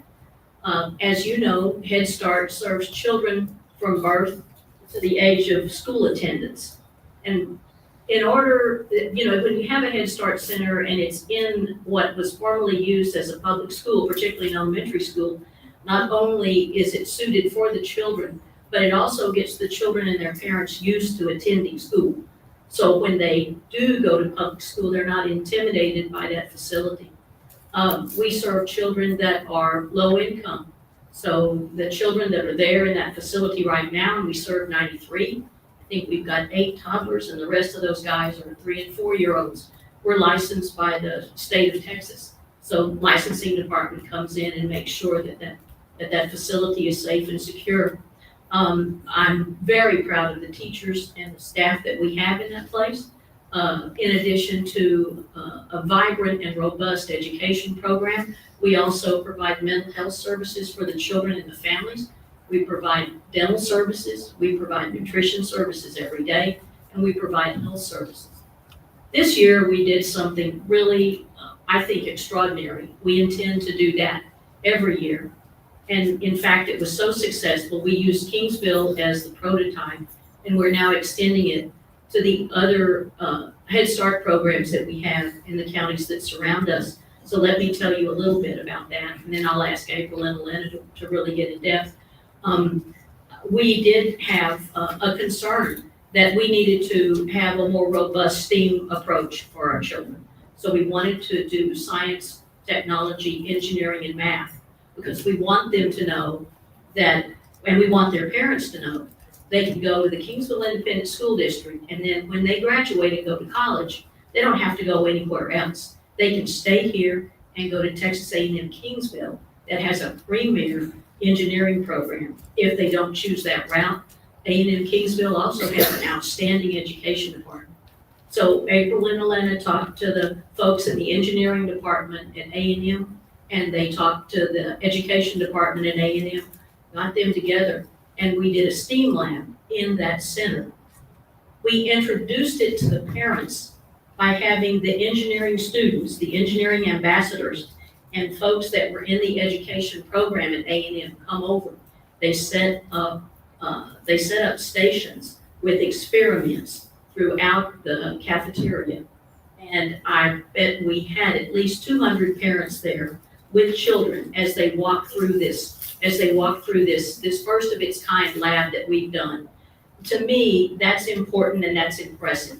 I'm gonna let them talk about it a little bit. Before I do though, I really appreciate the fact that the board would consider keeping our rent at its current level for a couple of reasons. And I appreciate the question that was asked earlier today, can you hire somebody for that amount of money? We, like most educational institutions, have been pushed to improve our salaries, particularly for our teachers. We all know that if we want highly qualified teachers, they need to be compensated. So it would certainly help us as an agency and as a program to attract and retain appropriately educated individuals if our lease could stay as it is for 1 year. So that being said, I'm gonna put the plug in there and throw us on the mercy of the board. And after that, I'm gonna pass this on to Elena and April and talk a little bit more about the program. Good evening, Mr. Reese, Dr. Perez, board members, and attendees. I'm Elena Esquivel, and I'm the Head Start Director, and I've been with the program for 51 years. So you can see my right hand. But anyway, I sincerely want to thank you for allowing us to lease your facility. We love it. Our children love it. They walk in those doors with pride, and so does our staff. And just to add to the STEAM lab that we do have, the children love it. They do get to visit the STEAM lab once a week. We have hands-on activities for them to enhance or develop skills in, like Ann mentioned, science, technology, engineering, art, and math. So we're preparing them for the school district. Thank you all so much. I'm not going to say much because I think these ladies have said everything, really explained the program very much, but we hope that if we're able to continue to stay in the facility, that we'll continue to bring innovation, just like the STEAM lab, and we will continue to do that and incorporate KISD families as well. Thank you. Thank you. I remember visiting the STEAM lab. It's really cool. I have a couple of questions, maybe one. We have, you said there's 93 students and the 3 and 4-year-olds. How many of those students feed into KISD? More or less, do you know? 29 specifically, because right now, the majority of our students we are serving are 3-year-olds that are turning 4, but 29 students will transition next year. 29 into our system for ADA and everything else? Yes, that is correct. Thank you. I think that was one of the requirements that we asked for KCOS when they first came to ask that we make sure they serve as a feeder type school to come in. And I know the work that KCOS does. We do the same thing here in Kingsville as far as our CAP program and our nutrition program. So I saw just in the news the other day where y'all are taking hits. I think we're all taking hits with budgets and everything. So I think it's something that we need to still support KCOS in their endeavors. And we get some kids in we had asked for a report on that, Ms. Esquivel, maybe 2 years ago, but we never got anything. But I'm glad Mr. Medelis brought that up. And 29, that's a good number. But we can bring more, we love them, you know, so. Yeah, yes, I think we have 29 that are graduating from Head Start, and they'll go into the KISD. So every year we turn over children. So, you know, we've got toddlers, 3-year-olds and 4-year-olds. So that's kind of the progression. And actually last year, what we got the idea actually from the board had wanted children to feed into the KISD. We know we're doing that. We know we're doing a good job of that, and we'll get you a report on that for the last 3 years. But we said, let's take this one step further. They can feed into KISD, but let's encourage them to also feed into Texas A&M Kingsville. We really want to keep folks here. We want to keep folks here. We want to make sure they can have jobs here. And this I think is our part in local economic development, in addition to education. Thank you. Mr. President, I'd like to make a motion to let's keep the lease the way it is now without the increase. We got 1 more year on break, so that would be my motion, Mr. President. Okay, so we have a motion to keep the lease at the current cost. Is there a second? Second. Okay, so motion made by David Garcia, second made by Jacob Perez. All those in favor say aye. Aye. Any opposed? Any abstain? Motion carries 7-0. Thank you very much. Thank you all. Great job. And now moving on to item 7G, discussion and possible action regarding the nomination for a Clay County Appraisal District Board vacancy can be found on pages 51 and 52. Dr. Pitts.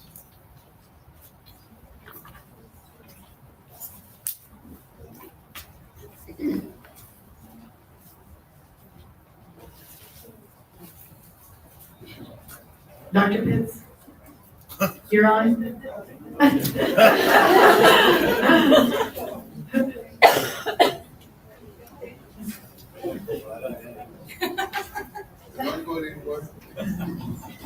I'm sorry, I tried to escape, y'all caught me. Okay, so every 2 years, there are nominations that we have for the Clayburgh County Appraisal District Board. And the normal nominations will be coming up in the fall. So based on our property values, we will get a certain number of votes to cast in the fall. But right now, there is a vacancy right now.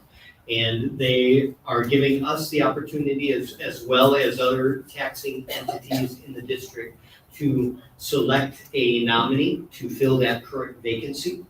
And then it needs to be approved by the board, and it needs to be adopted by resolution. I'll take any questions, Ian. Let me speak to that because I'm the current representative for the board. It's not necessary really that we do anything. This vacancy was caused by the death of Roy Cantu. That representative typically comes from the lower end of Clayburgh County. I think there are some other entities that will be nominating, and we certainly can. The way this works is that the nominations, the entities that nominate, it will go before the board, and that board will actually elect who that replacement is. So, I mean, we can, but there are already some names in the hopper kind of representing that end of the county.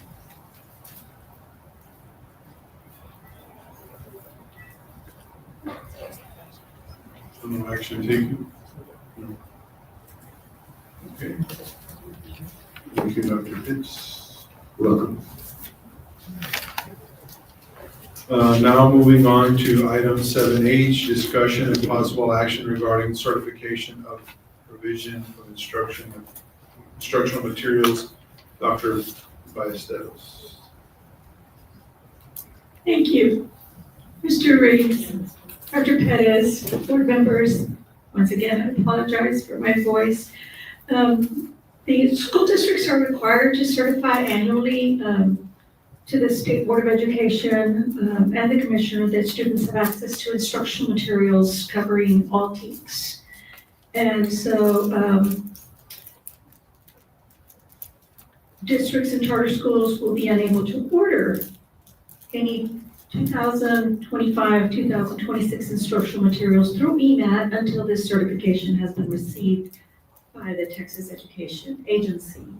And so the administration recommends that the Board of Trustees approve the certification provision of instructional materials survey. And you have a copy of the survey, and it lists all the materials that we will recommend to be used in the school year of 2025, 2026. Are there any questions about the survey? No questions, so is there a motion to accept this recommendation made by administration for the survey? So moved. Second. Motion made by Jacob Pettis, second by Brian Kufal. All those in favor say aye. Aye. Any opposed? Any abstained? Motion carries 7-0. Thank you, Dr. Vastos. Thank you. Now moving on to item 7I, discussion and possible action regarding the Open Education Resources, or OER, transition plan for Blue Bonnet Learning Instructional Materials. Dr. Vastos. Thank you, Mr. Reese. School districts are to submit to the school board for adoption of the Open Education Resource Transition Plan for Blue Bonnet Learning Instructional Materials, which is designated to support the planning, execution, monitoring, and evaluation of the adoption and implementation of the State Board of Education approved, state-developed OER instructional materials known as Blue Bonnet Learning.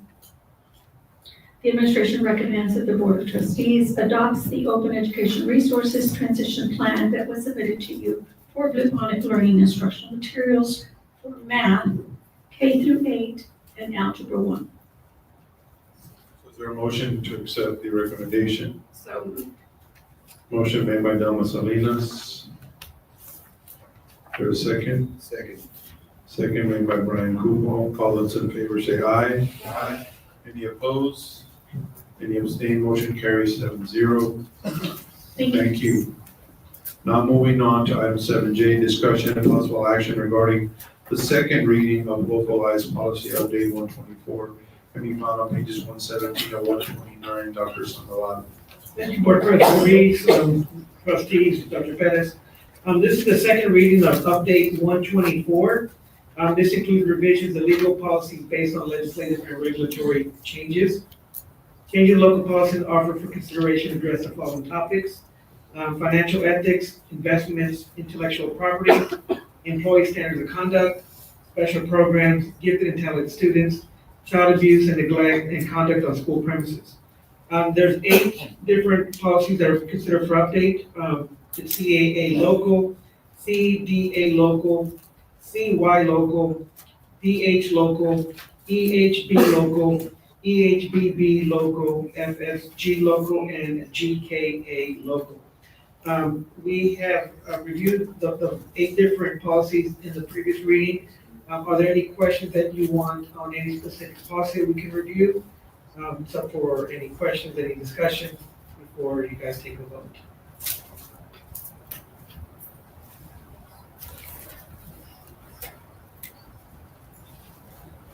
Any questions from the board?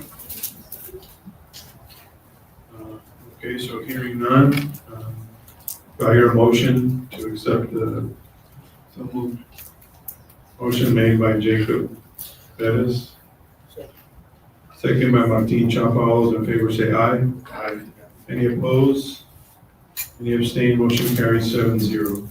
Thank you, Dr. Sandoval. Thank you. Now moving on to, item 7K, discussion and possible action regarding the memorandum of understanding between Kingsville ISD and Big Brothers Big Sisters of South Texas for the 2025-2026 school year. can be found on pages 130 and 136. Dr. Sandoval. Thank you, sir. Kingsville Independent School District, along with the Big Brothers, Big Sisters South Texas, are partnered to offer an opportunity to mentorship program for our students. The BBBS mentoring program occurs between both during school and after school hours. Depends on which program the students are involved in. I do have Mr. Tony Elizondo here from the Big Brothers Big Sisters of South Texas here to answer any questions that you might have regarding the Big Brothers Big Sisters mentoring program. Greetings. Any questions? I was gonna get Dr. Ballesteros to come talk for me, but. I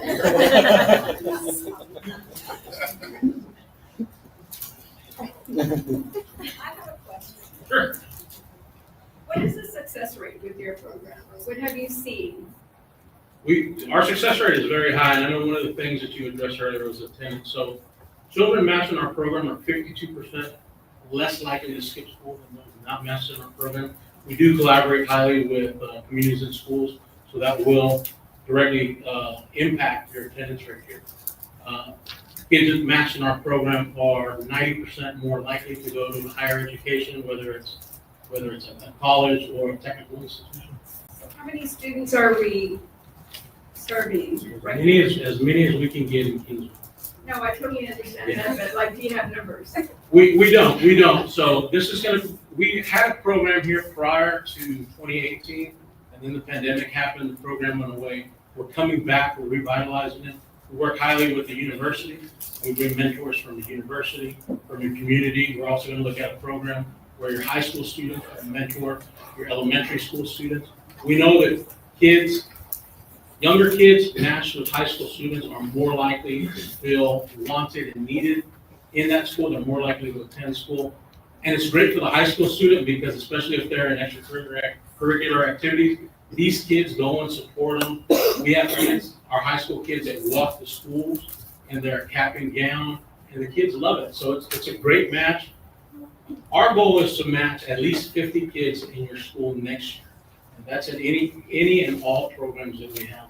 Community-based program, whether we're in the high school based program or site-based program.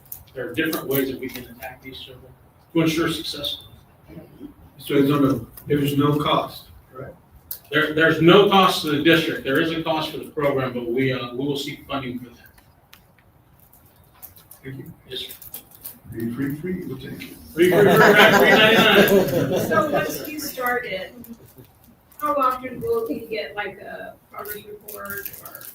Well, I work with Dr. Sandoval or whoever's in charge. We'll work together. If it's monthly, if it's quarterly, whatever you guys want. Not only will we give you the kids who are matched in a school-based program, but those kids that are matched in our community-based program where the mentoring doesn't take place at a school, we'll also give you that on it. And just so you guys know, I don't know if you're familiar with the Big Brother Big Sister program. It's the nation's largest and oldest youth mentoring program in the world. It's been around about 125 years. We came into the coastal bend in 2005, and we're still here. We're trying to revitalize it. So this is our 20th anniversary, and we love our KISD to be involved. Any more questions? Okay, seeing none, hearing none. Is there a motion to accept this memorandum of understanding with the brothers? Okay. Motion made by Jacob Perez. Oh, I'm sorry, Martin Chang. Is there a second? Second. Thank you, Jacob. All those in favor say aye. Aye. Any opposed? Any abstained? Motion carries 7-0. Thank you, sir. Thank you. Now moving on to item 7L, discussion and possible action regarding the KISD instructional calendar for 25-26 school year. Can be found on pages 137 and 139. Dr. Sandoval. Thank you, Mr. Reeves, trustees, Dr. Pettis. Before you, you've got two draft calendars, both 5-day calendars for the board to consider for adoption for the 25-26 school year. We did use the last 5-year calendar, which is 22-23. that we had on record, and we use that as our template to make draft one. There were some minor changes in terms of where we put those professional development days and work days at the beginning of the school year. But other than that, it's a pretty similar calendar to the last 22-23 instructional calendar that we had. Draft two is similar to the other draft that we have, draft one. Other than that, it starts a week earlier. It starts on the 19th of August. Draft one starts on the 25th of August, which is the fourth Monday of the month of August, which is the typical start date for any school district that's not DOI. We are DOI, we can start earlier than that, so one option does allow the calendar start on the 19th of month. I'll take any questions you might have regarding the calendar. I have some questions, Dr. Segma. Did the staff, students, or DEIC have any input on these two different 5-day calendars? No, sir. So they're just being given to the board, so the board is going to have to make a choice between those two. That's correct. The two 5-day calendars were sent on an email. No, one of them was. And that's where we got, remember I had sent asking them for suggestions, and we got some suggestions saying, can we have fewer bad weather days on the 5-day calendar? The 5-day calendar that they received was draft one. Remember when I had sent the 4-day and the 5-day, and then it was recommended we just keep it to the 5-day.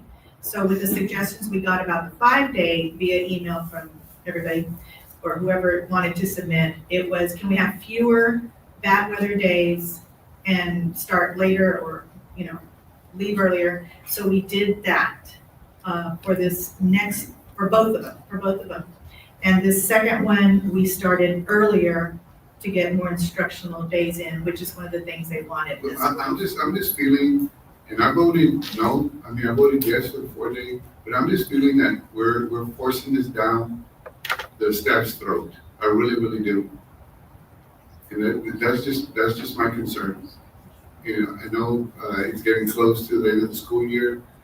I was wanting to make, and I'm going to, hopefully I can, make a motion to table this. Based on, we're gonna have to choose the 2 5-day. I don't agree with it as a board. I would like to have input from the staff, from DIC, just the normal way that we've done it in the past. Because, here's 5 and 5. Okay, board, which one is it gonna be? I really have a concern with that. So we didn't have students, we didn't have a survey of teachers and? No. But Sissy said she got input from. Right, when I sent the email out about the 4 and the 5-day. But what I'm trying to say is, I would have liked the 4 and then the 5-day, which one? But we voted on that last time. I understand the direction that the board gave you last time. I understand, yes, Dr. Pettis.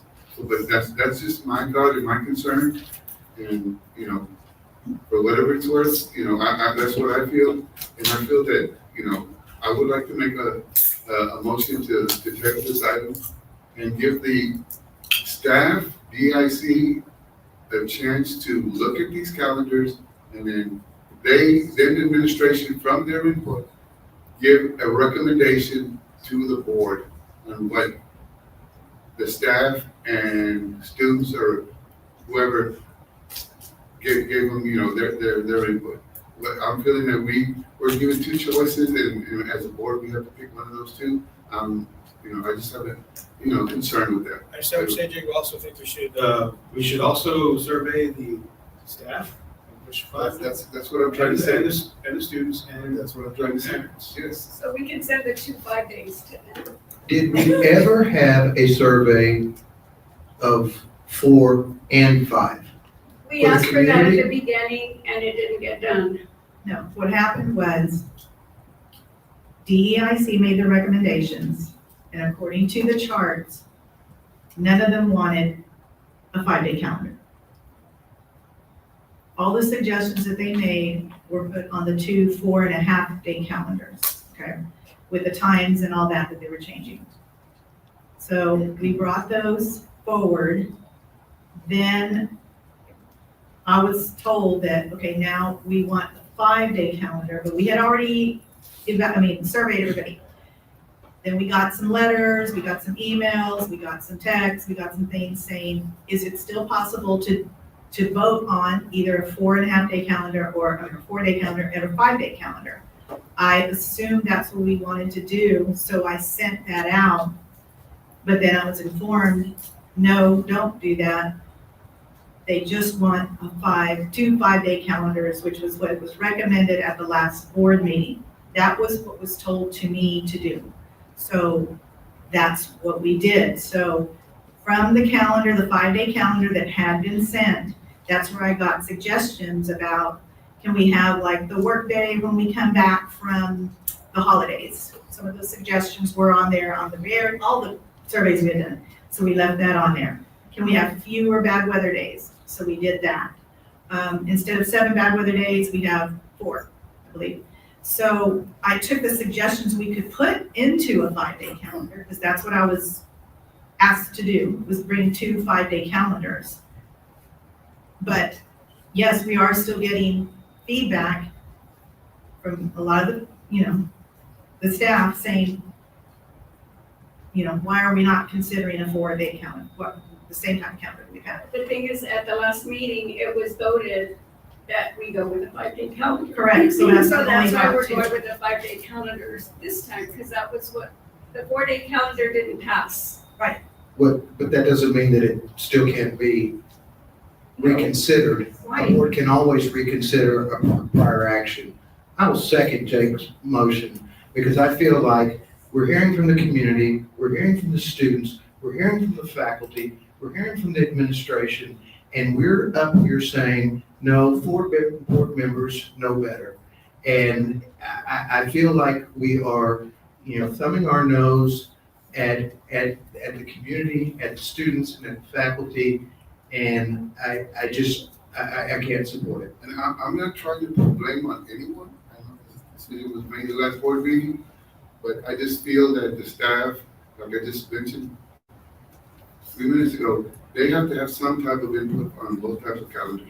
Because what I've been hearing is that the majority like the 4-day calendar. Well, Jacob, at the last, prior to us voting, or them voting, the president did receive notice from some of the board members to have Dr. Bettis put a 5-day calendar out there for consideration. It wasn't done from the beginning.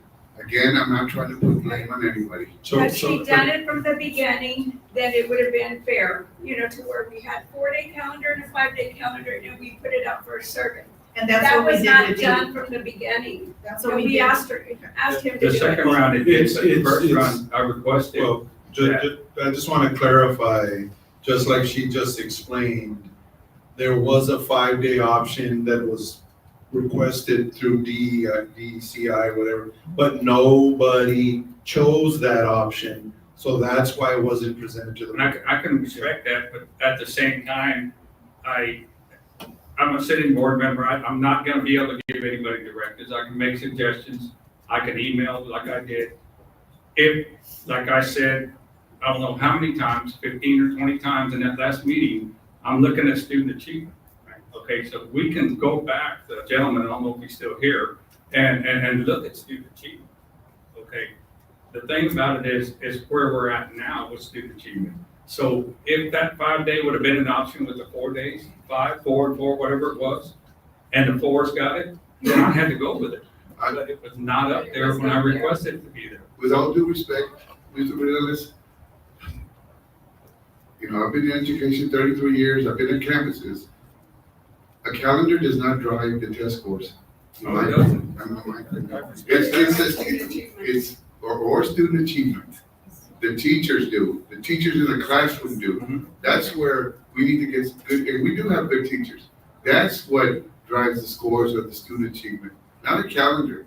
And that's just my, And I'll add to that, on these Fridays that we're supposed to have a lot of kids in school. I'm not seeing it.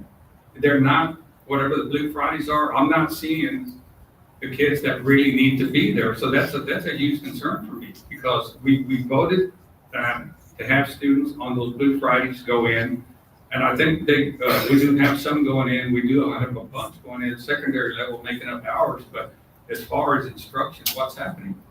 You know, so that's my point there, so but it's. But, you know, I guess we can debate this all night, but even if you have a 5-day calendar, get the kids to go to school on Friday. You know, that's a challenge too, just to go to school on Friday, to go to class. So, you know, there's always pros and cons. Well, it's also a challenge to get the instructors here on Friday. That should be here. So did we not just hear, well, Jake, hold on, Jake. I mean, you're not the only one talking here, okay? We had a lady come here in public comments. Did we not hear what she said, that she wasn't getting support? Yeah, you heard, all we heard was everybody loves a Friday. Hell, I love a Friday day off. What happens if I would go to my judge, my boss is back in the back, I go to him and tell him, hey, can I have a day off Friday? Just because? No, work's gotta get done. We're not in a position right now, this is just me speaking, and we're gonna go to a vote. Mr. Kufal said he's backing you up, let's go for a vote. But I heard this lady in public comment come in and says, we're not getting the support from administration. That was them. Okay, what I heard her say, and if she's here, that'd be great, was there was a concern with staff from last year or the year before, and that was dealt with. That's what I understood. No, I'd like to just bring up something. The TEA released a 15-page report that compared the STAR scores with 4-day school, 4 days to those of the 5 days. And they were low all across the board for the 4 days. That's what drove my vote. It was the data from TEA. And you haven't seen it, you can easily look it up.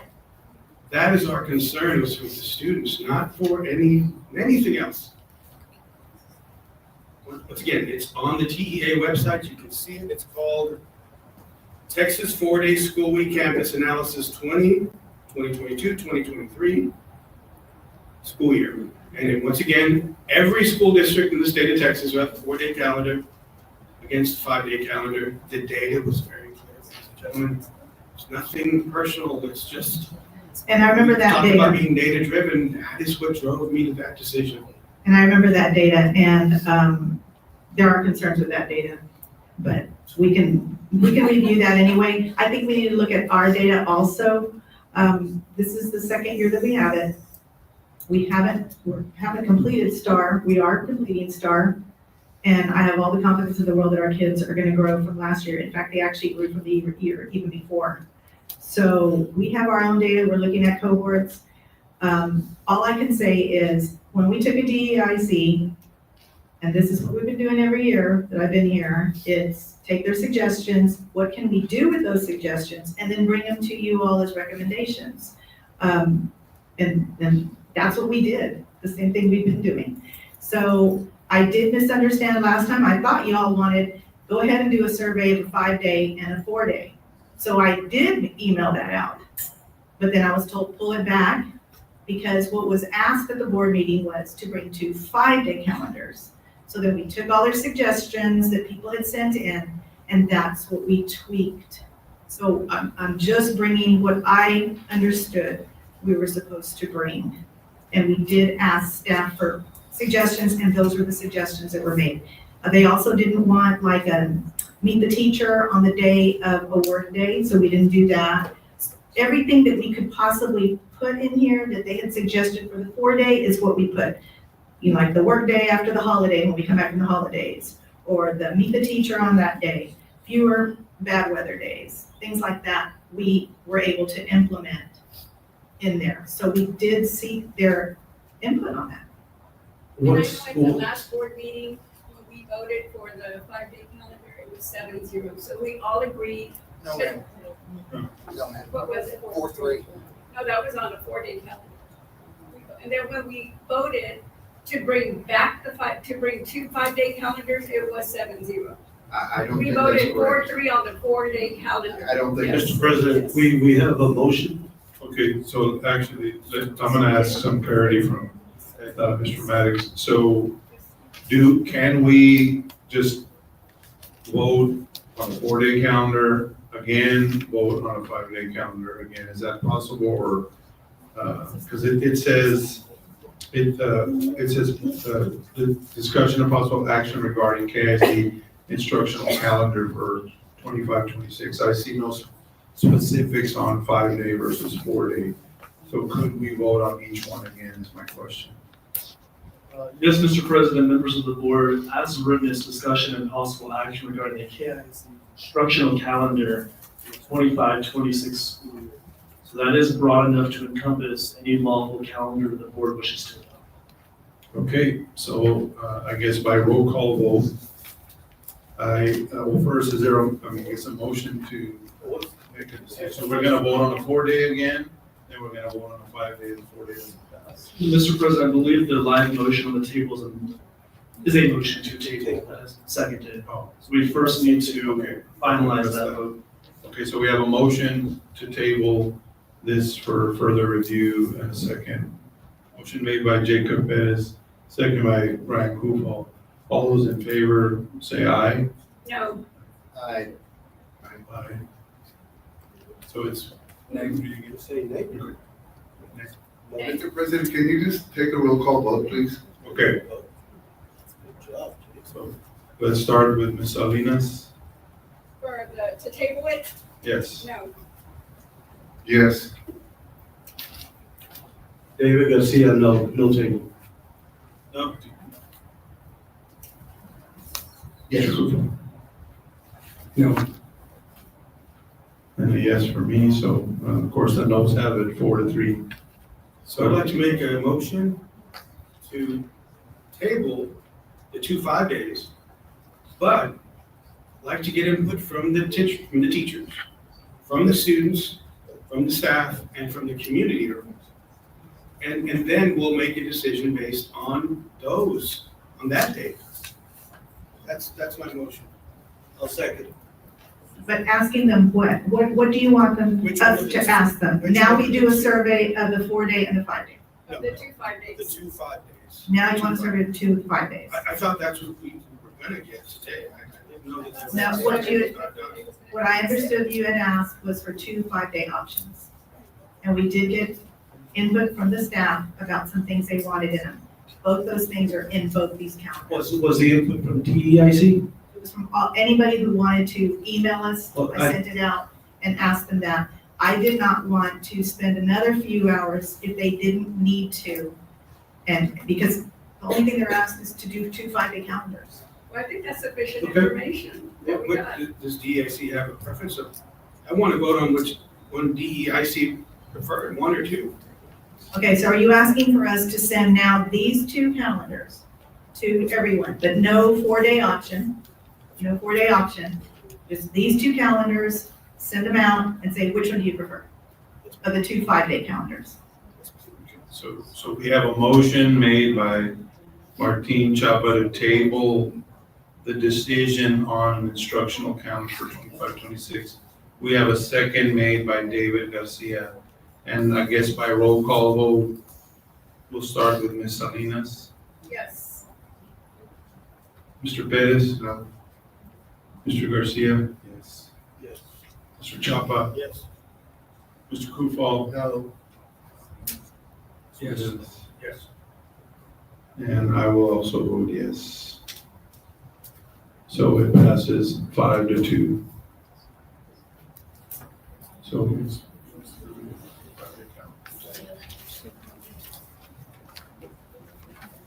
Now, moving on to item 8, a closed session. The board will now enter into closed session in accordance with the Texas Open Meetings Act, the Texas Government Code 551.071 and 551.074 to deliberate and consider the following.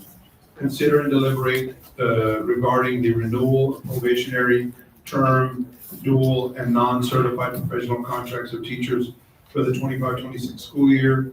Consider and deliberate the renewal of term professional and non-certified professional contracts for positions of principal, directors, coordinators, assistant principal, superintendents, CFO, and executive director for the 25-26 school year. Item 8C, consider and deliberate the non-renewal of probationary term, dual and non-certified professional contracts of teachers for 2025-2026. And then also item 8D, discussion regarding superintendent's intent to retire from KISD. Item 8E, discussion with legal counsel regarding legal and personnel matters. We are entering into closed session at 7:39.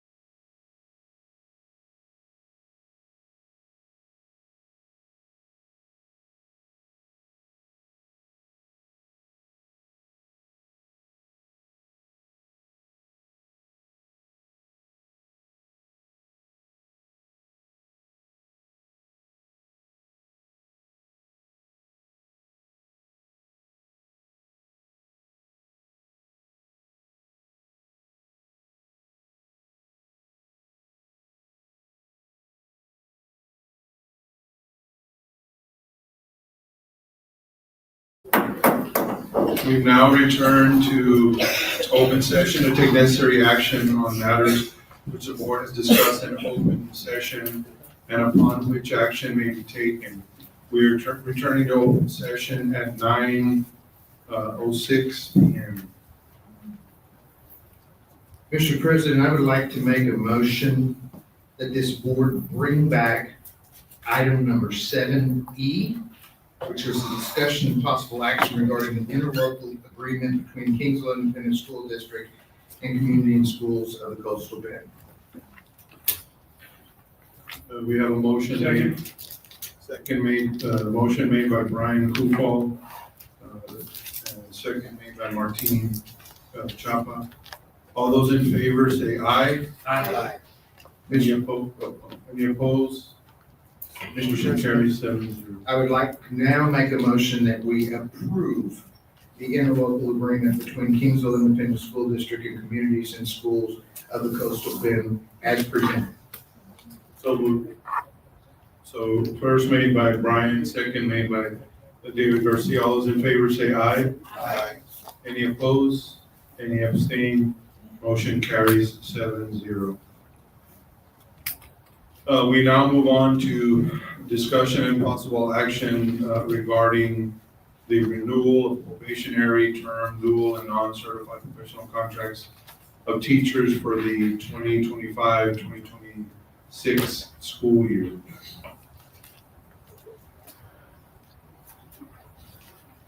Is there a motion? So moved. Motion made by Delma Salinas, second made by Jacob Bettis. All those in favor say aye. Aye. Any opposed? Any abstain? Motion carries 7-0.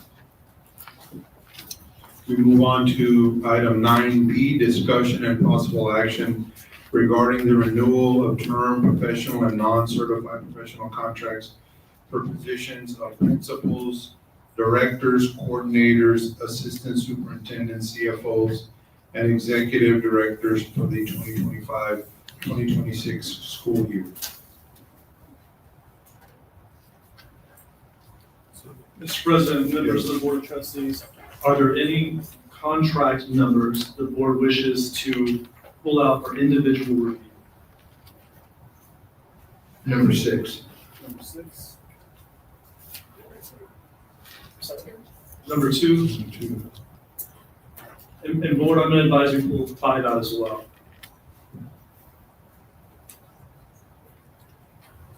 Any other numbers? 15. Board, I have 6, 2, 5, and 15. Any other numbers? Mr. President, this time I advise that you call for a motion to approve all remaining contracts, and the board will revisit these right after that motion. So moved. Motion made by Brian Kufal, Second. second made by Jake Bettis. All those in favor say aye. Aye. Any opposed? Any abstain? Motion carries 7-0. Board, I advise at this time that we have an individual motion for contract 5.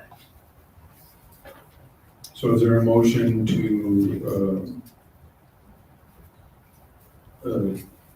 We need a motion of whether we are approving it and as to what timeline. Mr. President, I make a motion that we approve the contract for number 5, but that it be approved at a 12-month term. so we have a motion made by Brian Kufal. Is there a second? Second. Second made by Joe Mireles. All those in favor say aye. Aye. Any opposed? Opposed. 2 opposed. Okay. So we have 3 opposed and 4 yes.